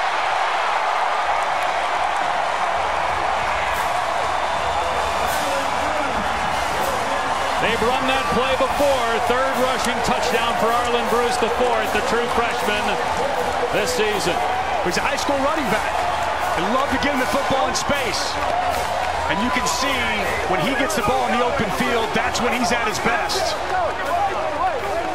Outstanding way to cap off that drive for the Hawkeyes. Are you noticing anything different here that either Iowa's doing or Kentucky's not doing? Because offensively, the Hawkeyes look so much different here in the second half as the extra point is good. Coming off the football is what I'm seeing. This offensive line is getting pushed, they're getting movement, and these running backs are running with a purpose, doling out the physicality here to start this second half. I don't know what Kirk Ferentz said at halftime, but man, this is an inspired Iowa football team here to start the second half of this Citrus Bowl. Take a look at our clutch delivery brought to you by Chipotle. Impressive drive by Iowa running the football. I love how they bring Sam Laporta. They have that trip set over there. Sam Laporta comes all the way back across. You know, even though he just throws, that's a key block. And then as we just talked about, Arlen Bruce knows exactly what to do with the football. A little dance in the end zone. He's enjoying it. Dusty, you mentioned that offensive line. You know, if you're not familiar with Kentucky, you got to realize they got a nose that's 345. I mean, Linderbaum just handles him, and that inside run game on that drive alone, taking a lot of pressure off for Spencer Petras. And they got big bodies. Yeah, I mean, 345, defensive end, Fitzgerald, he's close to 300, Ribka 310. I mean, they got big body defensive linemen, and this isn't a massive Iowa front. They're running off the football, they're playing with pad leverage, and they're getting pushed. Already 119 yards of total offense for Iowa. They had about that the entire first half, and we have 3:21 to go in the third quarter. Iowa back within 3. So they fail to convert on 4th down. They get another chance, though. This time they're able to get it in for a touchdown. Now a touchback, and Kentucky will start on its 25-yard line. More college football today. Over on ESPN, we've got the Rose Bowl game presented by Capital One Venture X, Ohio State, and Utah, Baylor, Ole Miss to follow in the All-State Sugar Bowl.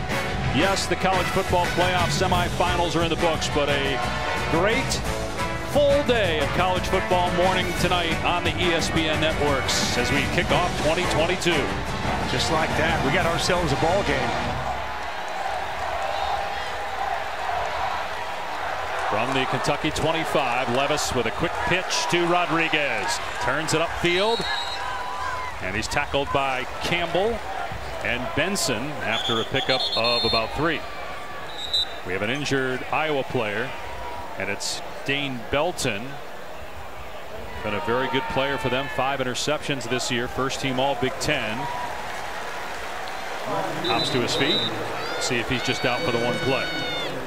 He's from Tampa, Florida, which is about an hour and 40-minute drive from here. He's had a great year, man. Real versatility. He can play as a high safety. He can play up and around the line of scrimmage. 2 key picks against Northwestern. Had a great junior season for Phil Parker's defense. Goes into the tent, so they'll take a look at him. 2nd down and 7 for the Wildcats from their 28-yard line. Levis will throw. In trouble, has to step up and take off, and he gets nailed forward, though, close to a first down. He was hit by Noah Shannon, but he hit him so hard he hit him forward, and he got 3 more yards because of it. And again, him leaning forward. You're right, Shannon hits him from the side, and then it was Levis kind of doling out a little punishment at the end of that. 3rd and short here. Quarterback run game, quarterback sneak we see in this spot, and always a good decision to give it to 24 in a short yardage situation. Liam Cohen, the OC. Let's see what he dials up here for Levis on 3rd down and 1. Gonna keep it himself, and on the cutback he reaches the ball forward, and that may have been enough. Kayvon Merriweather wrapped him up, but Levis stretched the arm out that had the ball in it, and he got the first down. Boy, fighting, scratching, clawing, doing whatever he has to do. Quarterback keeps, follows his running back, and a nice job reaching that ball over, as you mentioned, partner. Good awareness of where those sticks are and where you got to get. Jack Campbell barreling down.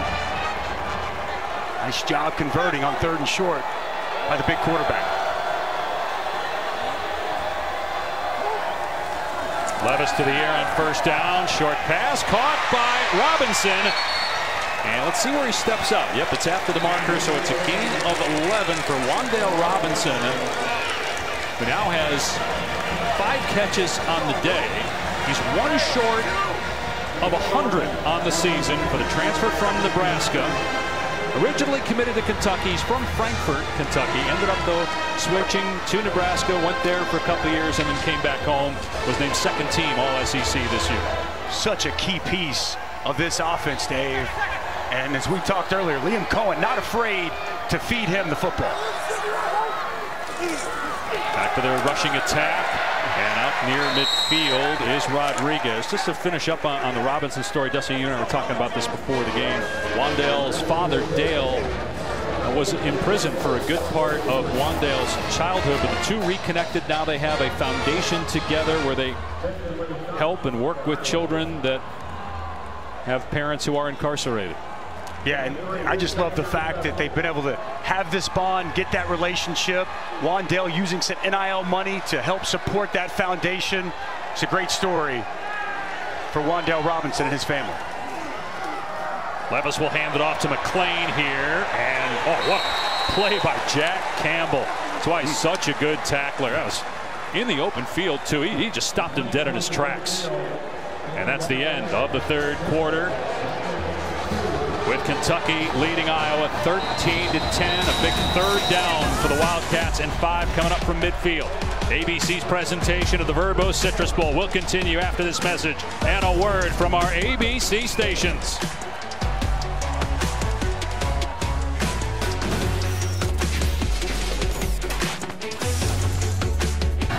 Great game here in Orlando as we welcome you back to the Verbo Citrus Bowl. Iowa within 3. 13-10 Kentucky in this battle of ranked teams. Each has won 15 consecutive games against non-conference teams, the longest active streak in college football. So that will end.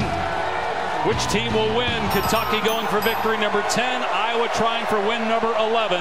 Kentucky with a third down and 5 to start the fourth quarter. Levis to the air, now steps up to run, and he's dragged down at midfield. It was Jack Campbell that was there first. It's fourth down and 5, and Kentucky is going to punt it. All right, Jack Campbell is going to get the sack, but this was really set up by Van Valkenburg. Okay, going to come here. It's going to be a looper here, and then Campbell's going to be able to just be there at the very end. Van Valkenburg, also as Wagner. They force Levis up in the pocket, and Jack Campbell, who starts at the line of scrimmage, is able to get the takedown. And a big stop for this Iowa defense. Boy, Van Valkenburg, what a story. 6 year at Iowa, transferred from a Division III school, walked on, really embodies the Iowa program, playing his heart out here today in his final chance. Goodfellow waited forever on that. It's an excellent punt. It goes out of bounds about the 8-yard line. And then there was some contact as well. He waited to kick it. It was close to being blocked, and then there was contact, but no flag. Had that been running into the kicker, it would have been a first down. Let's watch here as John Wagner makes contact, but not enough for them to throw the flag. So Iowa will have the ball backed up inside its 10-yard line. Nice punt there by Goodfellow. That was interesting. He just waited. Was in no hurry. I guess waiting for his guys to get down there so he could hang it up in the air, but wasn't a rush. Almost had it blocked, but almost got a penalty. All right, Iowa ball, down 3. Again, no Tyler Goodson, their outstanding running back who had over 1,100 yards. He opted out. So you got young guys, Gavin Williams and LaShawn Williams getting carries in big moments. Here's Gavin Williams breaking free past the 20-yard line, and then finally run out of play at the 27. They are running all over Kentucky here in the second half. All right, watch this center right here. Watch Tyler Linderbaum. He's going to reach this nose tackle, okay? And this is where everything gets set. He reach him, allows for that edge, and then a nice move initially right there by Gavin Williams. The run game in the second half for Iowa has been off the charts. And it's that offensive line really getting the work done. Dusty, Iowa plays in a phone booth. That's when they play their best football. 73 rushing yards for Gavin Williams. They motion Laporta in the backfield. It's play action, and that boot setting up Petrus, taking a shot. Oh my goodness, Reganey was wide open again, and Petrus missed him by a mile. Well, he had Gavin Williams open in the flat, and as you mentioned, he had Reganey wide open on the deep over route and just completely misfires. And that's when you start running the football with the effectiveness Iowa is. Sets up the play action, had plenty of time to survey the field, and just off target there by the junior quarterback. He is playing banged up, had some internal bruising in the Big Ten championship game. They weren't sure he was going to go, so he is not 100%. Go back to the rushing attack on 2nd and 10. A broken tackle at the line of scrimmage for Gavin Williams as Jackson couldn't wrap him up, but eventually Corker does after a pickup of a couple. So 3rd and long coming up. Nice stop there by Kentucky. Set up Iowa in 3rd and long, and another Wildcat down in the field, Dave. This time looks like it's Ribka. Trayvon Ribka, freshman, getting the start because of Josh Paschal not being available today for Kentucky. Back in a moment. In Orlando, but this is what the Iowa faithful do every home game as they wave to the young men and women that are at the Children's Hospital, which overlooks the stadium in Iowa City. Players, coaches, everybody does it. One of the cool scenes in all of college football, we were in Iowa City earlier this year, and just chill bumps right now as they played that song in the stadium, and the Iowa faithful giving a wave. I'm sure the kids back in Iowa City are watching intently. It's 3rd down and 7. Try to set up the screen. And here's Kelly Martin, and he got the first down. Ivory Kelly Martin, just his 6th catch of the season, but it's enough to move the chains, picking up 8 on 3rd and 7. Boy, Kyler Schott, watch him get out in front. He's going to have the key block on this screen and help allow Kelly Ivory Martin, who hasn't had much run today, get this first down. Outstanding job right there by Schott, burying Yusuf Corker, and Ivory Kelly Martin with a huge first down. Give Petrus some credit there too. Hung in there, sold it well. Handoff, LaShawn Williams up to the 45 for about 8 yards. They're running a lot between the tackles. That means Tyler Linderbaum, the outstanding junior from Iowa, who is the Remington Trophy winner and will be a 1st-round draft pick. And I mean, the tape is off the charts. He's incredible. Former wrestler, plays with leverage, and also what he was able to do to raise $30,000 for that Children's Hospital we just referenced using his NIL money. The Bomb Squad, he set it up, and it was T-shirts they were selling. Great young man doing great things for the people there in Iowa City. This time LaShawn Williams has stopped Jordan Wright. That's a rare time here in the 2nd half that Iowa has not gotten 4 or 5 yards at least running the ball. So Jordan Wright, who missed 4 games due to injury during the regular season, is back. And now a 3rd down and 2 for Iowa. You wonder, 4-down territory yet? Own 45. Tons of time left. I don't think it is yet, Dave. I don't think it is yet on your side of the field, the way your defense is played. Surprised we don't see Williams in the backfield with as effective as they've run the football in this 2nd half. It's interesting. They're going empty here. Petrus can run the ball. He will throw it, though, on 3rd and short. And he's got a completion to Lachey. Luke Lachey, the 1st down catch to the 43 as they show their faith in Petrus there. How about that? Excellent job here as we're going to see this route open up. It's just a simple out route. And a perfectly thrown football. And they come back to run the ball here to the wide side. Gavin Williams inside the 40, down to about the 37. Man, it is totally flipped here in the 2nd half with what I was doing offensively, as opposed to the 1st half, but they really struggled to move the ball. Sam Laporta with an excellent block, the tight end. We've seen him make his impact catching the football, and Kentucky. You got Marquand McCall, who's missed time with injury this season. Captain, he's banged up. Another Kentucky defensive player shaken up. Could go to either team. And you got to wonder about Kentucky right now defensively. They've been out there a long time. Temperature 110 on the field. Back to throw Petrus. Throws back to Laporta with blockers out in front. He's inside the 20, inside the 10. Laporta to the end zone. Touchdown, Hawkeyes. They have the lead.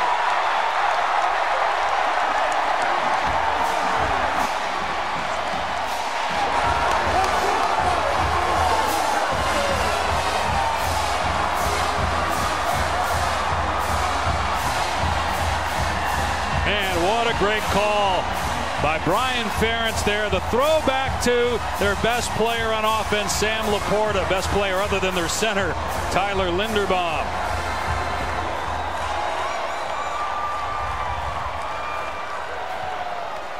.98 receiving yards after that 36-yard catch and run for a touchdown. 3rd touchdown for Laporta. Extra point by Shudak, and it's a 4-point Iowa lead.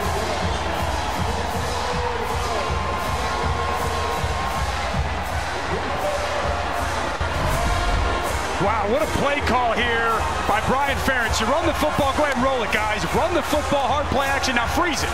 Okay, right here. Watch Laporta. He sells it, and then he's going to settle.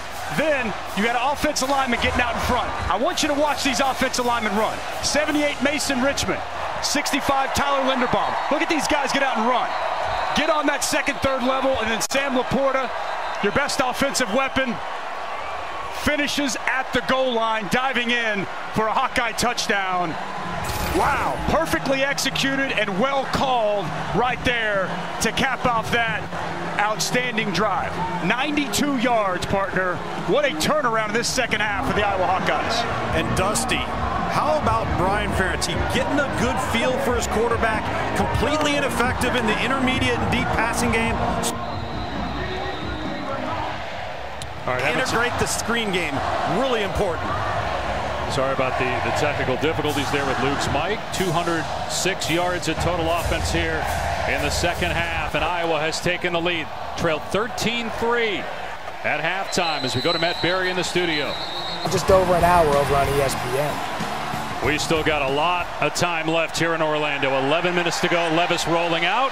He fires complete to DeMarcus Harris, and a first down for Kentucky. Out to the 39-yard line, so they go right back to Levis throwing the football. He's had a very good day. 11 of 15 with a touchdown, no turnovers. I like how they move the pocket there. Liam Cohen said, look, he's been a sitting duck in the back there, just trying to throw it from the pocket. Let's move the pocket, get him outside, some athleticism, and a nice strike on first down. First year for Cohen as the offensive coordinator. Spent the last 3 years with Sean McVay and the LA Rams. Run play on 1st and 10. Rodriguez again, always moving forward. Keeps the feet churning. Out to the 43-yard line. First team All-SEC running back. He's had 14 career 100-yard games. And he's about 15 yards away from getting the 15th of his career.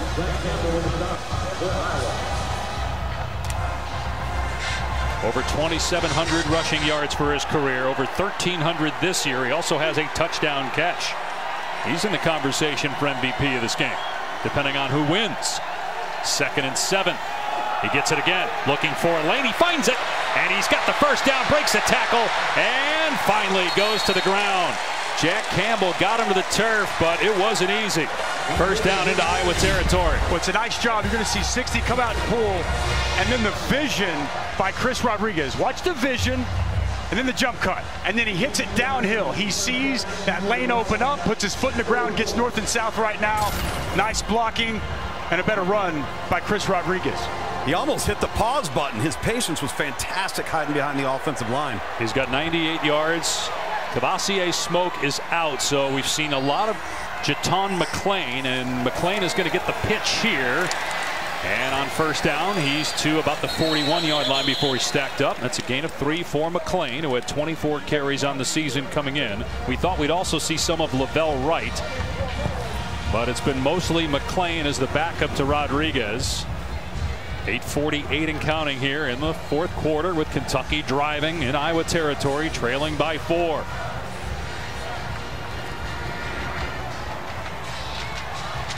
What a great game to kick off 2022 as a wrap on 2021 for both these programs.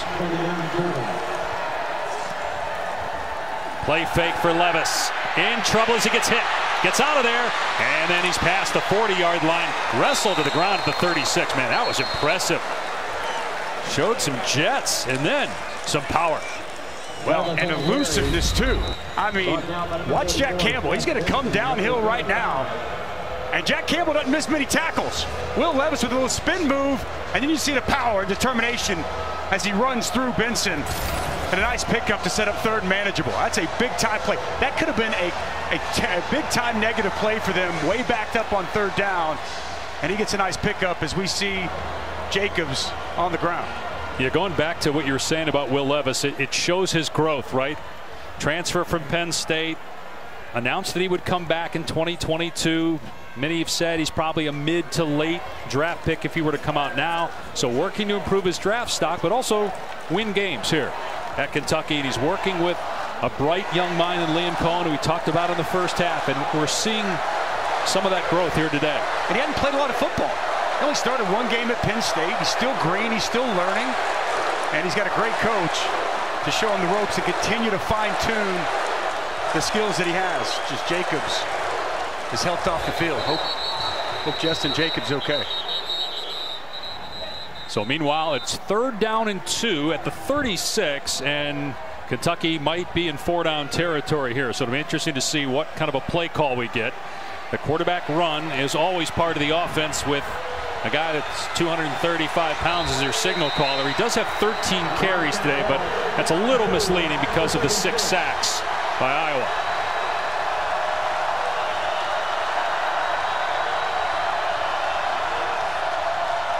Iowa trying to rush 5. A little problem with the exchange there, and Levis did not get it. Boy, Rodriguez, he looked back as if he thought Levis should have given it to him. That was odd. He comes up short of the line to gain, so it's 4th and 1. Well, Jack Campbell coming downhill. This is good on good. One of the best linebackers in all of college football. Gets one of the more physical running quarterbacks. Was that a mistake, though? You saw the way Rodriguez reacted, and he actually had the first down, I think, if he would have given it to him. I think that was just a decision that the quarterback Levis made. He gives it. Maybe it's a first. Kentucky going for it. Would be about a 52-yard field goal from here. They're down 4 points. Levis hands it off. Great second effort. Boy, I don't think so. Terrific effort by McClain, but he is short. Van Valkenburg has been all over the field for Iowa on defense. Wow, what a stop here by the Iowa defense, and they were loaded up. They had everybody at or around the line of scrimmage. And there it looks like they're going to call for a measurement, but it looks clearly short. What a play by this defensive front, man. You better get a note from your mother to play in this game. Man, this is... Holy smokes.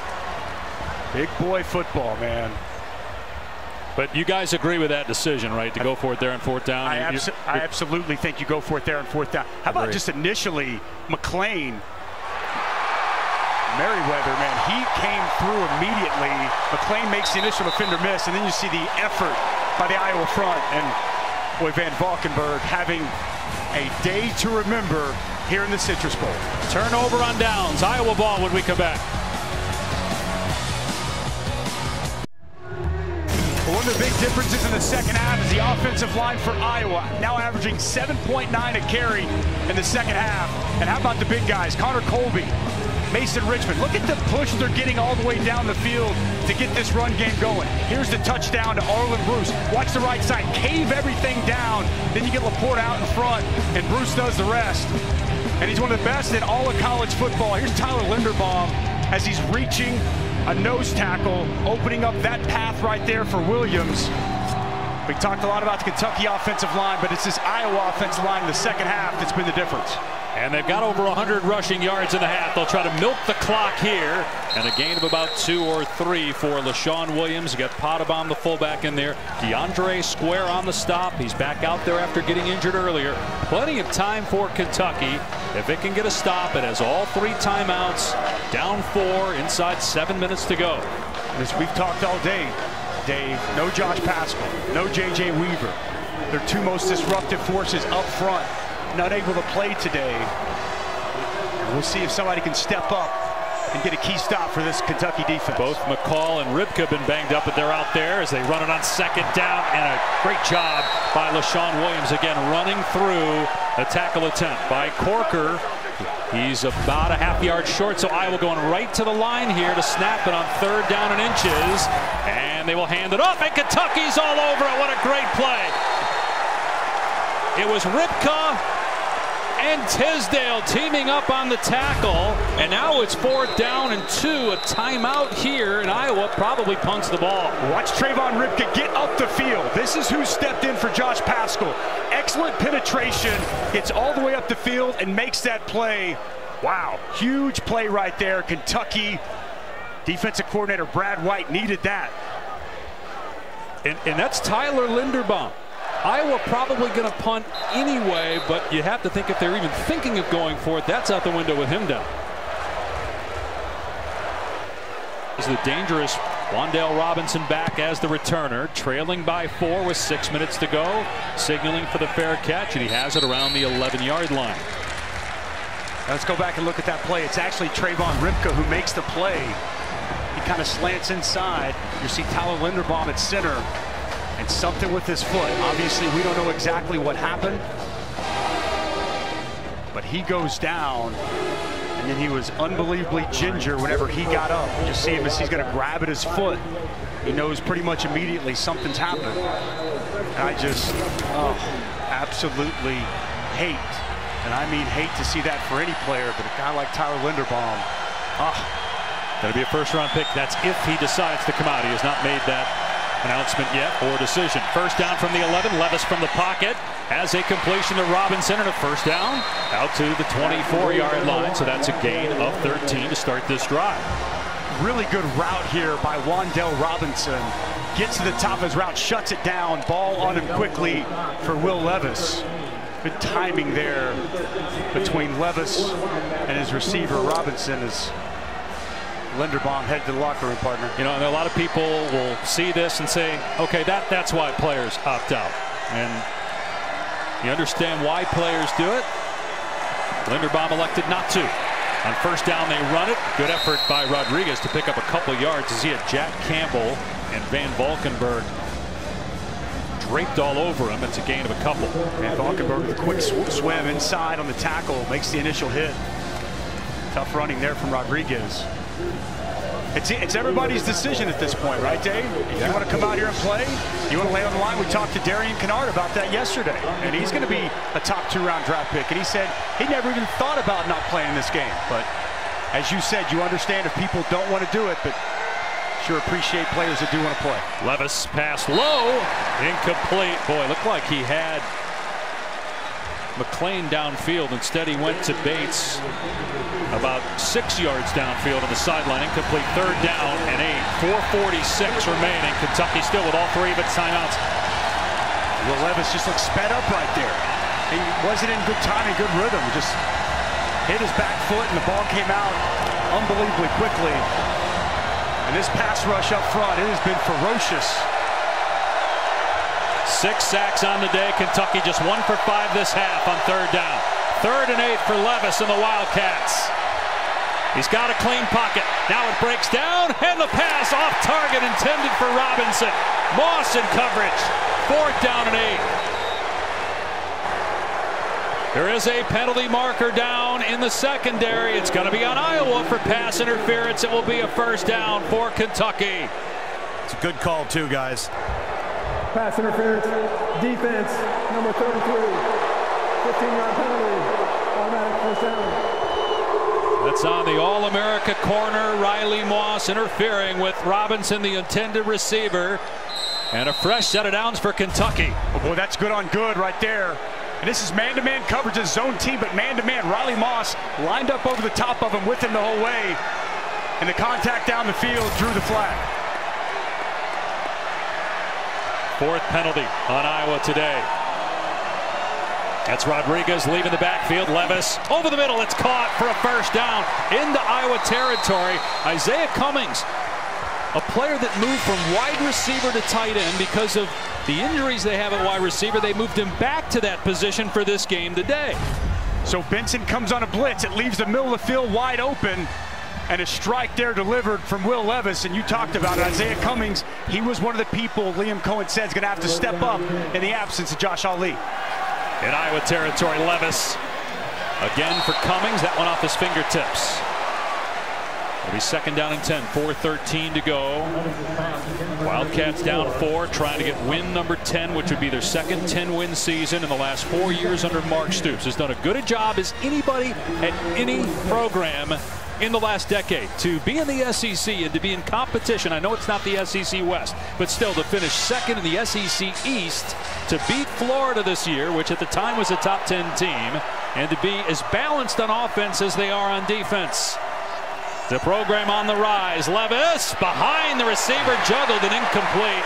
He was going for Chris Lewis.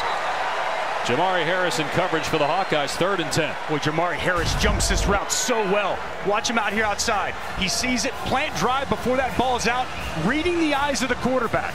He's reading the eyes of Will Levis, and that's just an outstanding job. Avoids contact as he dives, gets his hand on the football, and gets the pass breakup. 4 down territory, you would think. 4:09 to go, although if they don't get it, they could punt and pin Iowa deep. You have your timeouts, but let's see what they get on 3rd down. They've got McClain in the backfield instead of Rodriguez here on 3rd down and 10. Iowa rushes 4. Levis looking, steps up, fires high and incomplete. going for Robinson, who was open in the middle of 3 defenders. Now it's 4th down, and we'll see what Mark Stoops decides to do. Looks like they're going to roll the dice and go for it. I thought they'd punt it and pin them back. Good protection. And he finds Wan'Dale Robinson in that open window, that zone coverage, and it's just an overthrow. Yeah, Robinson's 5'11" instead of 5'10". It's probably a catch. Instead, it's 4th down and 10. And again, with those 3 timeouts. I'm surprised by this, guys. Especially with Linderbaum not going to be out there. You feel like back him up, let my defense play. But he's trusting his quarterback here. No doubt. Robinson right here. Iowa bringing everybody. Levis gets rid of the pass. Long throw. Picked off inside the 40-yard line. It would have been a turnover on downs anyway. Jamari Harris steps in front of the receiver and gets the interception.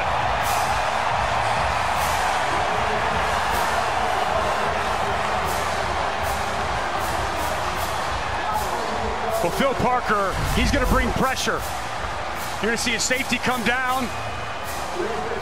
Pressure gets there. Ball's got to come out fast. And it's Jamari Harris who steps in front of that pass and gets a huge interception for that Hawkeye defense. Now the question is, if you're Phil Parker, did you want him to pick that pass off?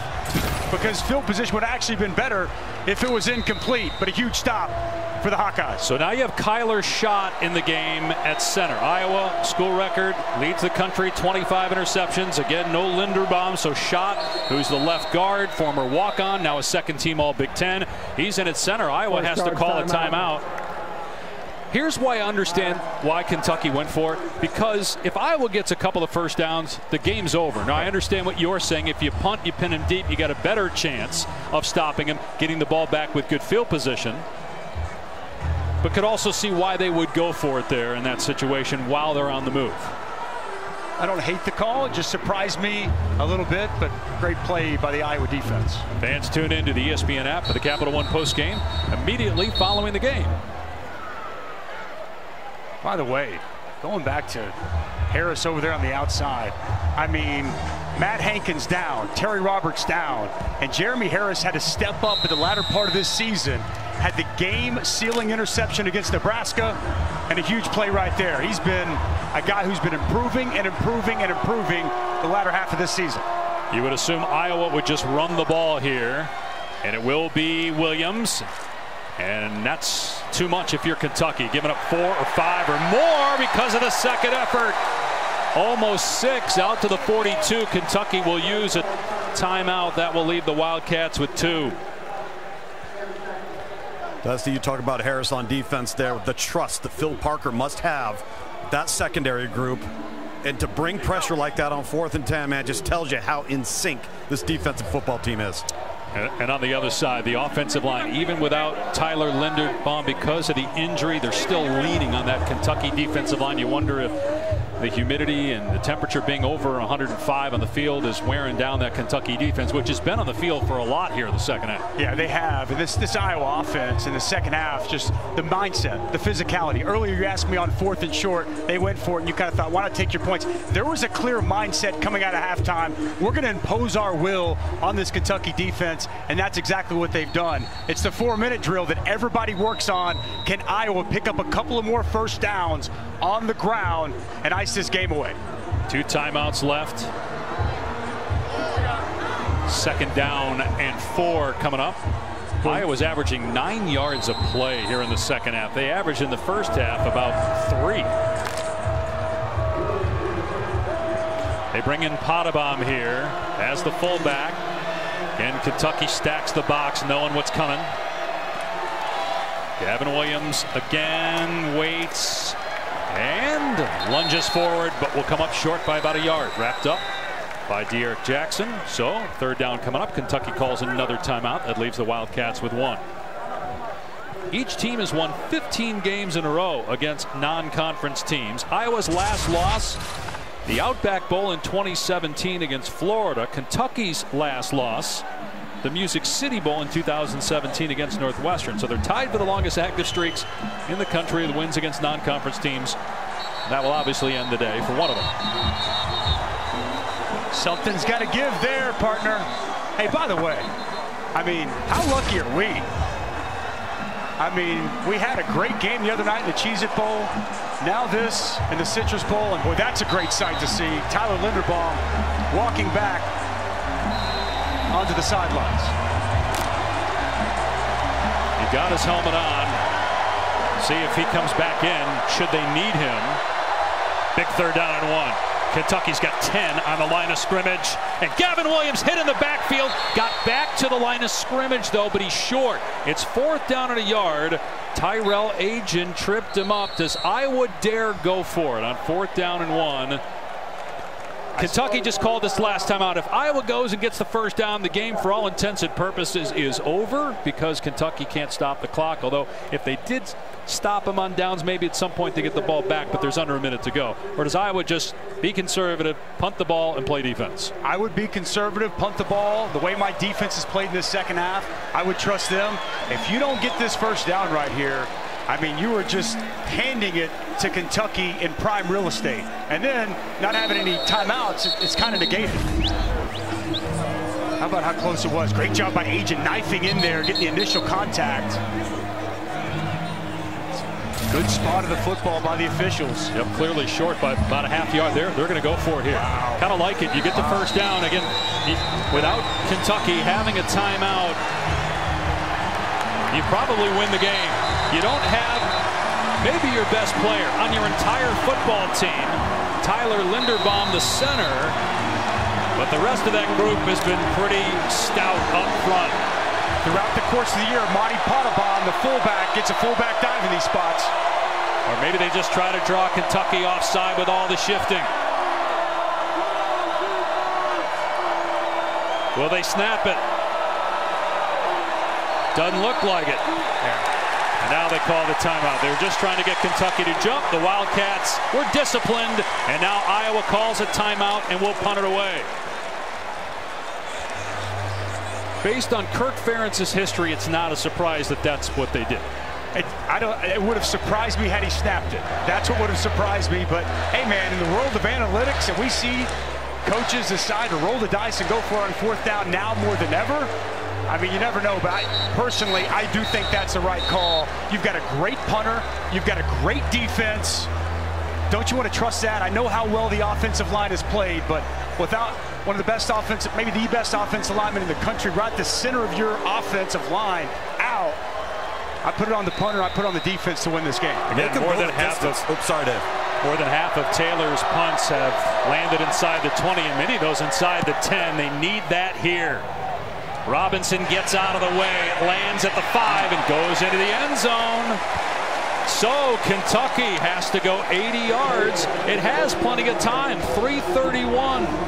No timeouts, but man, the clock stops when you get a 1st down, so you really don't need the timeouts. You have enough time to run your offense. You can run the ball. Yep. Will Levis, the numbers on the day. The interception came on 4th down. Does have a touchdown pass. You got Chris Rodriguez, who's right at 100 yards rushing. We've seen Jaton McClain run it 10 times in this game. Rodriguez is the back right now on 1st down.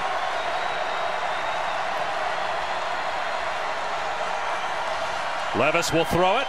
Has time. Long throw to Robinson, and a sliding catch is made. Gain of about 7. The clock is moving. Plenty of time, though. Nice route once again. Wan'Dale Robinson. Got 100 catches now in the season. Levis on 2nd down. Hit and face planted back at the 18. Van Ness with the sack. The 7th of the day for Iowa. Watch this inside move by Van Ness. He's working on the guard. 60, Quentin Wilson. A little head fake inside, arm over. And he's in Levis's lap right now. Now it's 3rd down and 10. You just lost 7 yards on the sack. Levis got Robinson. It's caught. He took a shot, but he hung onto the ball. Merriweather was there, lit him up. But how about Robinson hanging on to that, knowing he was going to get buried, picking up the 1st down with his 8th catch of the day for 17 yards. No flag on the play. We hope that he's okay. See Merriweather come in here. That's shoulder to chest, what I see there, Dave. I agree. That's an outstanding throw okay, throwing it into that window. And how about that full extension catch to bring it in? Hold on to that football through the contact. Wow, what a play by Wan'Dale Robinson. How about that toughness, guys? Holy, you know, that's not a big target. And that's, you can't play it much better if you're Kavon Merriweather. You're right. I mean, because, I mean, he's trying to separate player from ball, shoulder right in the chest. Robinson just holds on. 2.5 to go. No timeouts. Ball on the 32. Levis to throw. Pressure coming. Levis in trouble. Lobs it downfield and overthrows the intended receiver, Cummings. Campbell was in the backfield for Iowa. Clock stop. 2:22 to go. Nice job out there by Riley Moss. He's given up a lot of size on the bigger Isaiah Cummings, running step for step with him. And well, that pressure has been ferocious from this Hawkeye front today. 6 sacks already. 7 sacks. I lose count, Dave. It's so many. I can't keep up. They got that 7th on the 2nd down and 3 about a minute ago. Now it's 2nd and 10. A short pass to Robinson on the screen. Turns it upfield and knocked out of bounds. Will they throw a flag here? It looked like it was a clean hit before Robinson went out of bounds. Merriweather shoved him, but I think it's the right no call. Let's take a look to be sure. Good blocking on the perimeter here. 84, Isaiah Cummings. DeMarcus Harris, nice job. It's really tight right there. But you didn't have the overt shove. It looked like they both kind of got tangled up. Jamari Harris is shaken up for Iowa, and you just saw Wan'Dale Robinson slow to get up for Kentucky. But it is a first down for the Wildcats on their 47, 2:16 to go, trailing by 4. No timeouts. What a game. What a way to kick off 2022. Man, what a season we've had together. This crew's been awesome. Working with you, Dave, and Tom has been outstanding. This college football season has given us so much. And man, what a great way to wrap up this season for these two teams. How about this style of football, too? What a great way to wrap it up with this physicality. Levis to the air. Has time. Got a man. Oh, it's pulled in at the 30. Then it came out at the last second. Will they rule it a catch and rule him down, or incomplete? It's incomplete. True freshman Chauncey Magwood, 1 catch all year, had a chance to get number 2, but he couldn't pull it in as he hit the ground. It came out. Man, he ran an outstanding route. High points that football, brings it in. I think it's Riley Moss here at the end. Kind of contacts, and that ball jars loose. Whew. Did not survive the ground, so 2nd down and 10 with the clock stopped, 2:07 to go. Bestie, that's where we talk about the accuracy of Will Levis. That's what's got to improve going forward. He's got to put that ball right in his face. Yep. Plenty of time for Kentucky if they want to run the ball. 4-man rush. Now a 5th comes in late. Throw downfield. Robinson's there. Caught inside the 30. Cuts it back. Oh, he hurdled the defender. He's inside the 5. Dives for the end zone. And down at the 1-yard line. Wan'Dale Robinson taking over with big plays here in the 4th for Kentucky.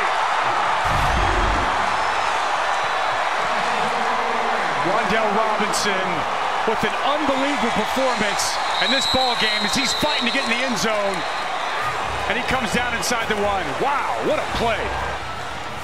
That went for 52 yards. He's got 10 catches for 170 yards. And they have a 1st and goal on the 1 with 1:54 to go. Got an injured Wildcat. Can't see the number at the 4-yard line. So it is Robinson. So Dusty, if you're Iowa in this situation, if you're Iowa, are you letting Kentucky score so they don't take time off the clock here? Or do you play defense and hope you can stuff them 4 times? Man, honestly, it may be the smarter play to let him score. I'm playing defense, though, and try to stop him. Let's go back and look at how this happened, okay? All right, right here, guys. This is going to be the route, okay? I want you to watch here on Riley Moss. He's going to sink, and he's going to work inside with his outside receiver. Freeze it right now. Okay, as Riley Moss, as he goes inside, you've got for Dane Belton that doesn't get enough depth on his drop, and it's a wide open Wan'Dale Robinson and a well-thrown football by Will Levis, and you see how tough Robinson is to tackle in the open field with a game-breaking play. So here we go, 1st and goal on the 1. Kentucky looking to take the lead with 1:54 to go. Some movement up front by the Wildcats. I'm with you, knowing Kirk Ferentz, I don't think. Offense, number 61, 5-yard penalty. First down. I don't think it was in Kirk Ferentz's DNA to let them score, but now that you have the false start, that's out of the question. You're back now out to the 6-yard line. 1:54 to go. Iowa does have one timeout if Kentucky scores here. Play 8 of the drive coming up. Robinson is back out there. Been banged up a couple times on this drive. Had 2 big catches. Liam Cohen been dialing him up with great calls. Will Levis with some excellent throws on this possession. 1st and goal from the 6. Robinson hit in the backfield, breaks a tackle. Robinson is into the end zone. Touchdown, Kentucky in front.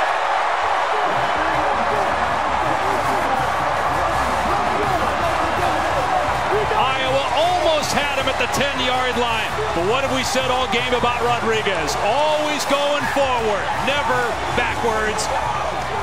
And he got rid of that linebacker and got into the end zone for the touchdown in the lead. Physical, tough to tackle. Chris Rodriguez, 225 pounds, and you better wrap him up if you're going to get him on the ground. Van Valkenburg came clean, couldn't get him wrapped up, and it's 6 for the Cats. But there is a ton of time left for Iowa with 1 timeout, needing a field goal. The extra point makes it 20-17 Kentucky. But it's been a game that Zach Van Valkenburg has just been off the charts, and he almost steps up and makes a great play. Watch him right here as he's going to get up the field.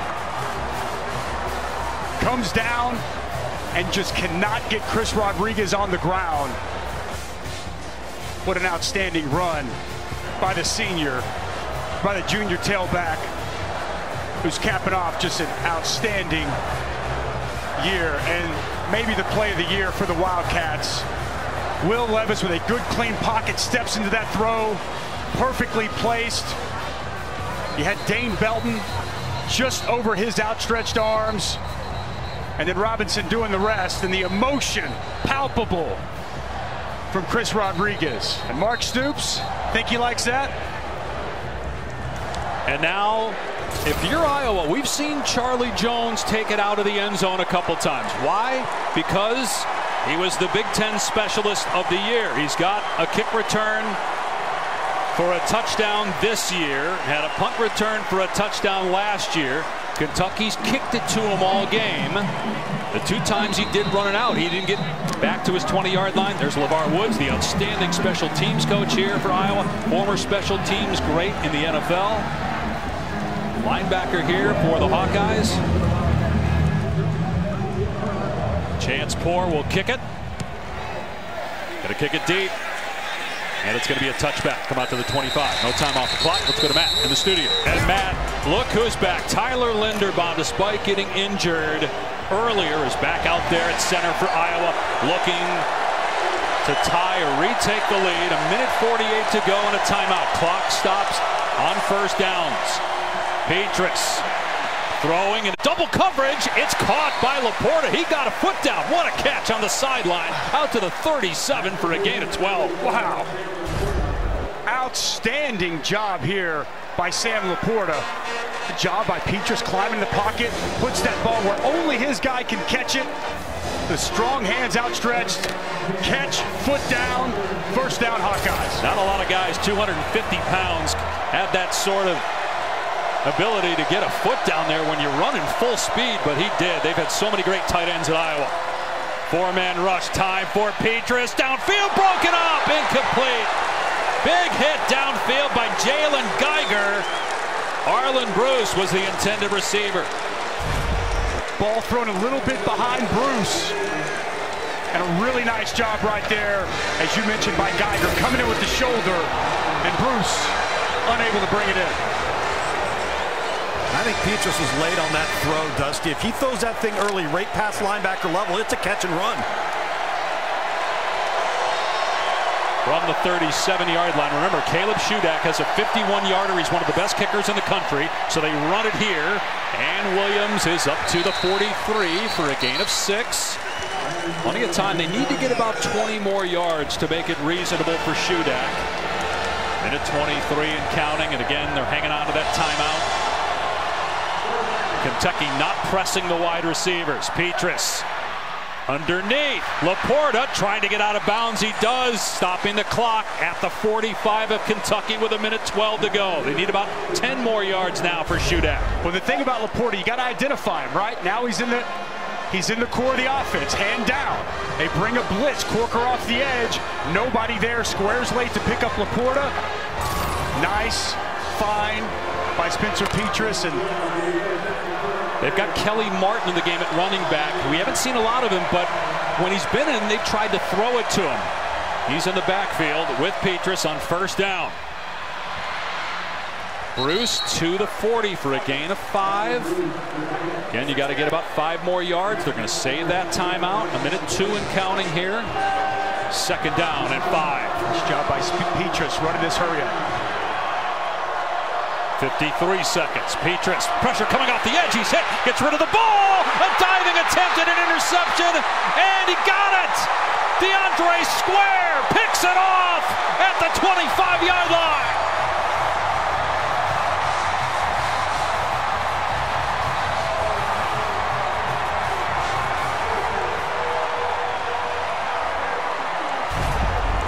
Well, Brad White dials up a pressure, and he's going to bring Corker off the edge. The edge pressure gets home. Interception is under further review. Petras misfires with the football, just tries to get rid of it. And did he catch this ball? Well, it looks like it from there. That would be his first interception of the season. Boy, from that angle, hard to overturn it.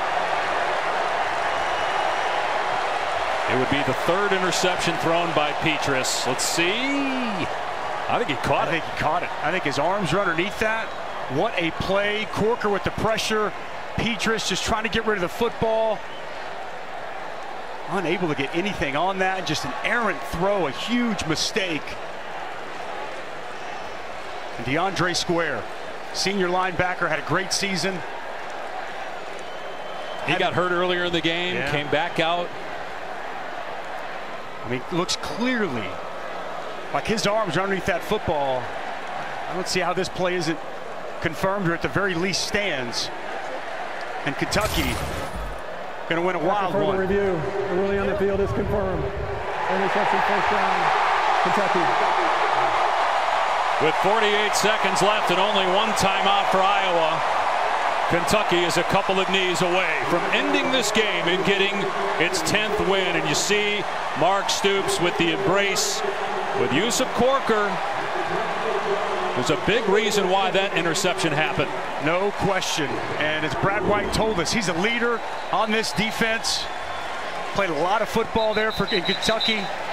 And he comes up with just a huge play, setting up that DeAndre Square pick. And for Spencer Petras, we had him against Purdue. It's 4 interceptions there. It's 3 here today. The turnovers, so tough for this Iowa football team to overcome. No, Dusty, I think the other thing about all of this, how much both of these two teams cared. Yeah. You know, everybody talks about, oh, well, nobody cares. These two teams care. We just had 2 guys go in the locker room with injury. You mentioned Square, Tyler Linderbaum, come out and play. They care. Right. Linderbaum is going to be a first-round pick, maybe a top 10 pick if he comes out. He's going back out there on the last drive of the season to try to win a game. But it's Kentucky as Will Levis takes a knee that wins it. And for the second time in 4 years, it's 10 victories for the Wildcats. And Chris Rodriguez, the Capital One player of the game. with his 9th 100-yard game this season. So much respect, too, between Mark Stoops, Kirk Ferentz, and these programs. They somewhat mirror each other, developmental programs. Been a great year this year. 10 wins for Kirk Ferentz, winning their division, and a 10-win season. Wow, what a year for Kentucky. What a ball game. And let's go down to Tom. Hey, sir. Well, Coach, you're a little wet. You didn't make it easy, but how proud are you of this football team today? Unbelievable. You know when you're playing Iowa, it's going to be a game like that. It was one of the last things I said walking out of halftime was this is going 60 minutes. I said to them, they're not going anywhere. I know them. However, we're not either. So proud of this group. Very hard-fought game. How about Wan'Dale Robinson, late in the fourth quarter, just coming up big for you. You have a kid that's a hometown kid. He goes away, he comes back. What's that mean for your program? It just says an awful lot about him. Competitor, so tough. The third down catch he made in the first half set us up for some points.